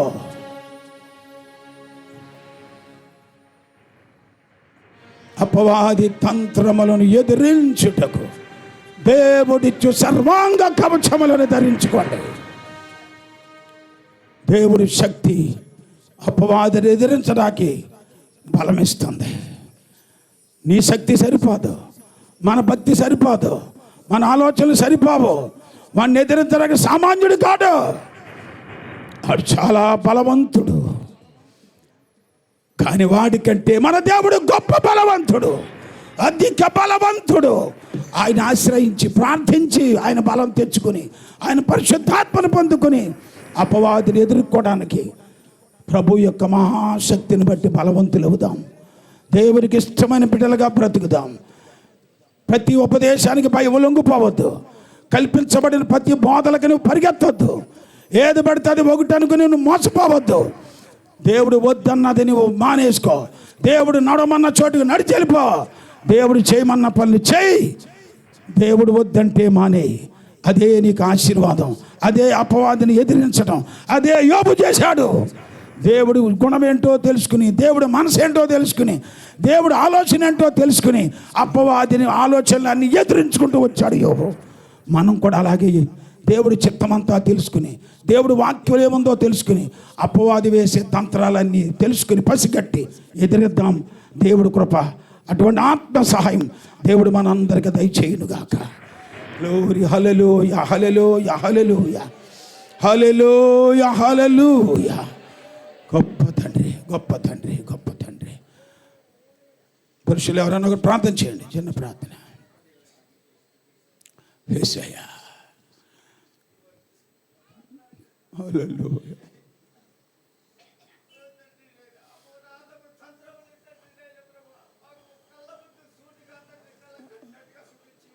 హల్లెలూయా.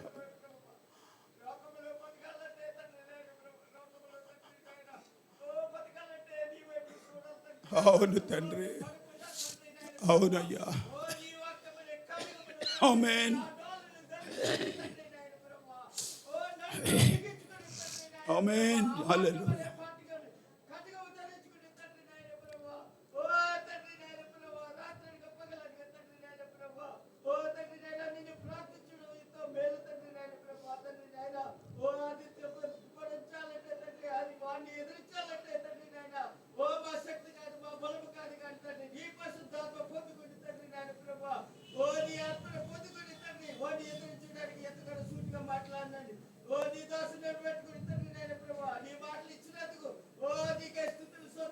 అవునయ్యా, గ్లోరీ, హల్లెలూయా, ఆమేన్, అవునయ్యా, హల్లెలూయా,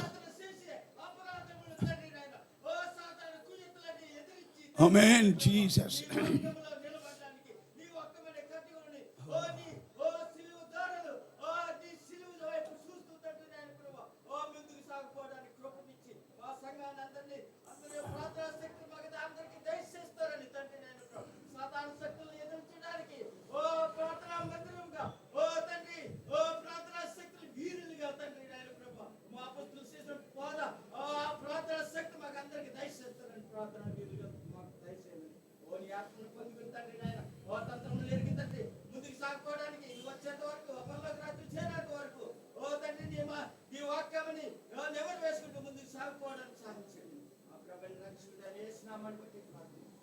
Amen. Praise the Lord. Hallelujah. దయచేసి లేచి అందరూ కూడా నిలబడి ఉంటుండగా పాట పాడేటప్పుడు కానుకలు దర్శనం సమర్పించుకుని ప్రార్థన ద్వారా మనం సెలవు తీసుకుందాం. దయచేసి అందరూ లేచి నిలబడండి.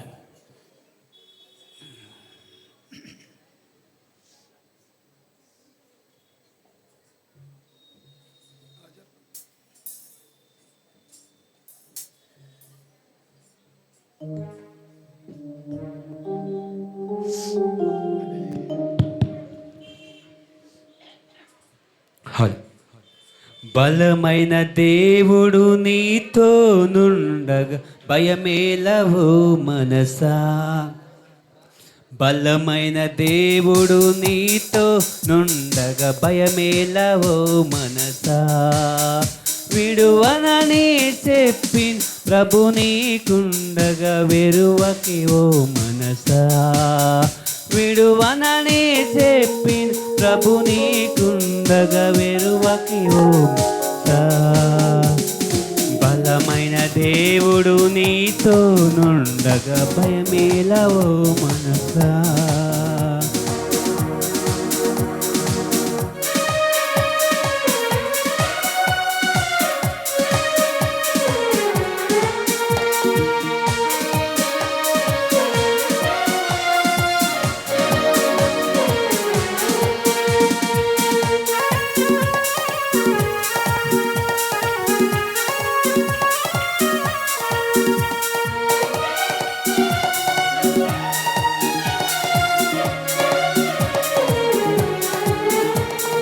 పాపిగా ఉన్న నిన్ను పరిశుద్ధపరచెనుగా.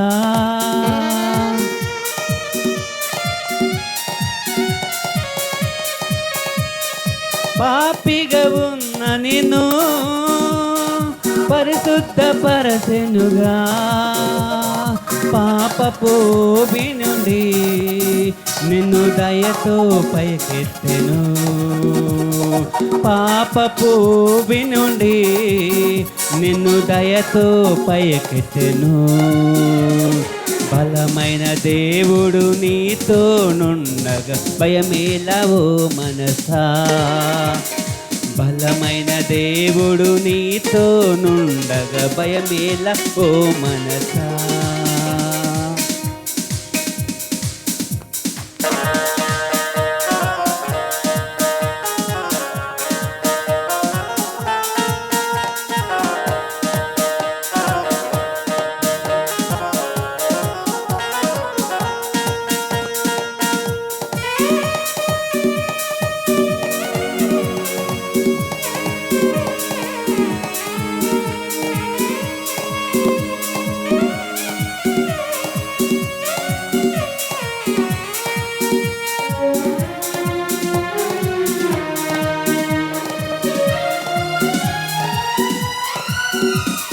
యేసు నీతో ఉండినా నీవు యోర్దాను దాటెదవు.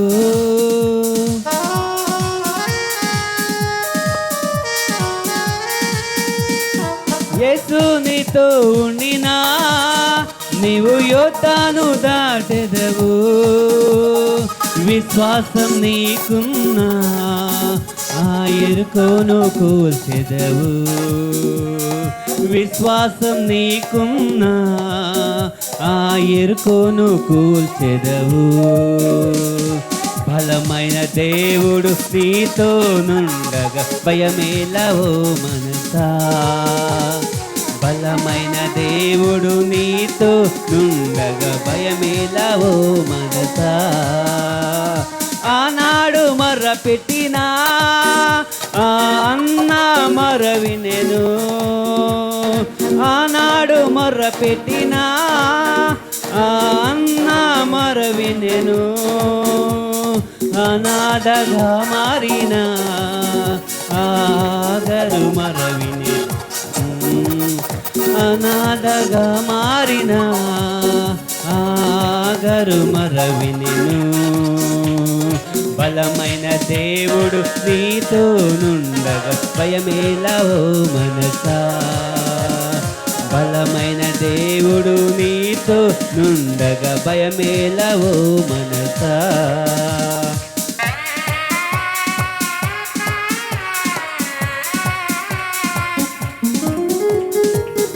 హల్లెలూయా. Praise the Lord. హల్లెలూయా. దేవుడు ఇంతవరకు మనతో ఉండి బలపరిచినందుకే అందరూ చేతులతో ప్రభుకు స్తోత్రం చేద్దాం ఒకసారి. హల్లెలూయా, hallelujah, hallelujah, hallelujah, hallelujah, hallelujah, hallelujah, హల్లెలూయా. పరిశుద్ధుడైన మా ప్రియమైన తండ్రి యేసు ప్రభువాని పరిశుద్ధ నామమునకే స్తుతి స్తోత్రం చెల్లిస్తున్నాం.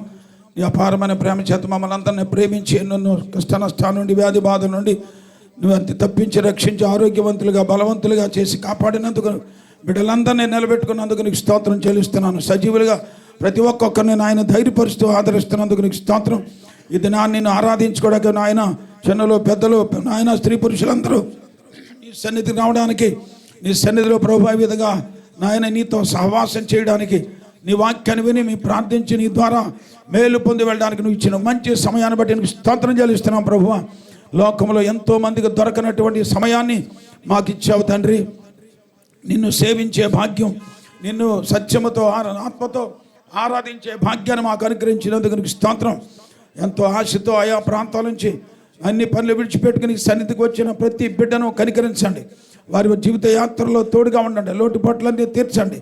నీ బలమైన హస్తంతో ప్రతి వారిని నువ్వు నడిపించమని నీ చేతులకు అప్పగిస్తున్నాను. ఏ క్షణంలో, ఏ స్థలంలో, ఏ పనిలో, ఏ నాయన వారు ఉన్నప్పటికైనా ప్రతి వారిని నీవే ఆది ఉన్నావని, నువ్వు సహాయకుడు ఉన్నావని, నువ్వు గొప్పవాడు మాకున్నావని ఎప్పుడు మర్చిపోకుండా అపవాది ఎన్ని తంత్రాలు కల్పించినా నువ్వు లేవన్నట్టు, నువ్వు చూడట్లేదన్నట్టు, నువ్వు సహాయం చేయలేవని అపవాది ఎన్నెన్నో అనుమానాలు పుట్టించినా నీవు ఉన్నావనే ధైర్యంగా అందరూ ముందుకు సాగే శక్తిమని నీ చేతులకి బిడ్డలందరిని అప్పగిస్తున్నావు తండ్రి.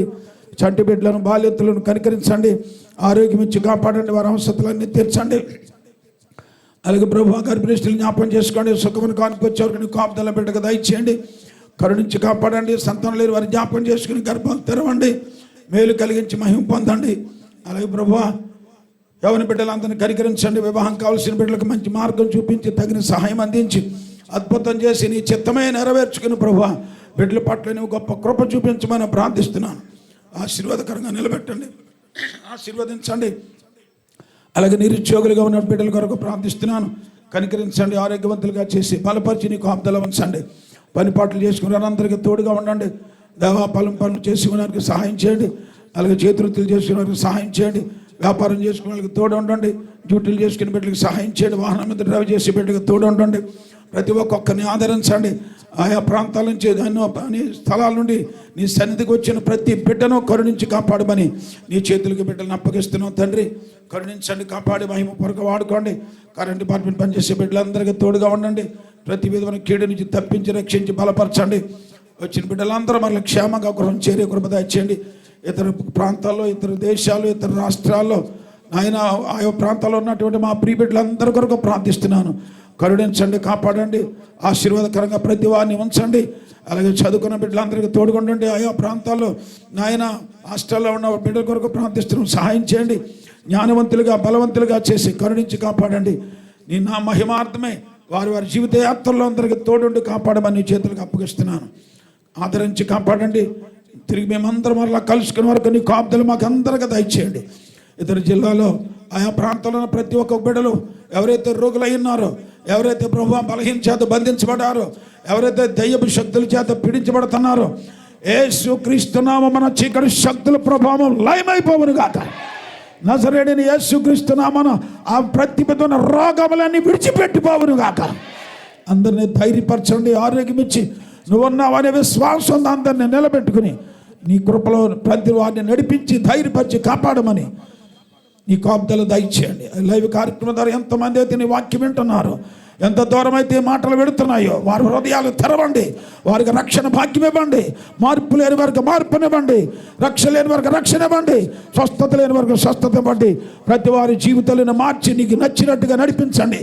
కల్పించబడిన పండుగలు, కల్పించబడిన ఆచారాల్లో మునిగిపోకుండా నిజమైన క్రైస్తవులుగా, వాక్యానుసారమైన భక్తిపరులుగా ప్రతి వారు నిలిచే భాగ్యం ఇచ్చి నీ రాకడలో ఎత్తబడే సంఘముగా, పవిత్రమైన కన్యక సంఘముగా ప్రతి వారు తీర్చబడే కృప ఇచ్చి మహిమ పొందమని వచ్చిన బిడ్డలందరిని మన క్షేమగాళ్ళకి చేర్చండి. నీ కాపుదల ఉంచండి. మహిమ కొరకు వాడుకోండి. ప్రతి వారి అవసరతలన్నీ నీవే తీర్చి మహిమ పొంది కాపాడమని యేసుక్రీస్తు నామమున ప్రార్థించి మనం చేసుకొంచున్నాను. ప్రభు అయిన యేసుక్రీస్తు కృపా సమాధానం ఆయన ఆత్మ ఇప్పుడు ఎల్లప్పుడూ ప్రభు వచ్చి పర్యంతం ప్రభు బిడ్డలైన మనందరకు సదా తోడై నడిపించునుగాక. ఆమేన్. Praise the Lord. హల్లెలూయా, హల్లెలూయా. అందరికి praise the Lord, praise the lord.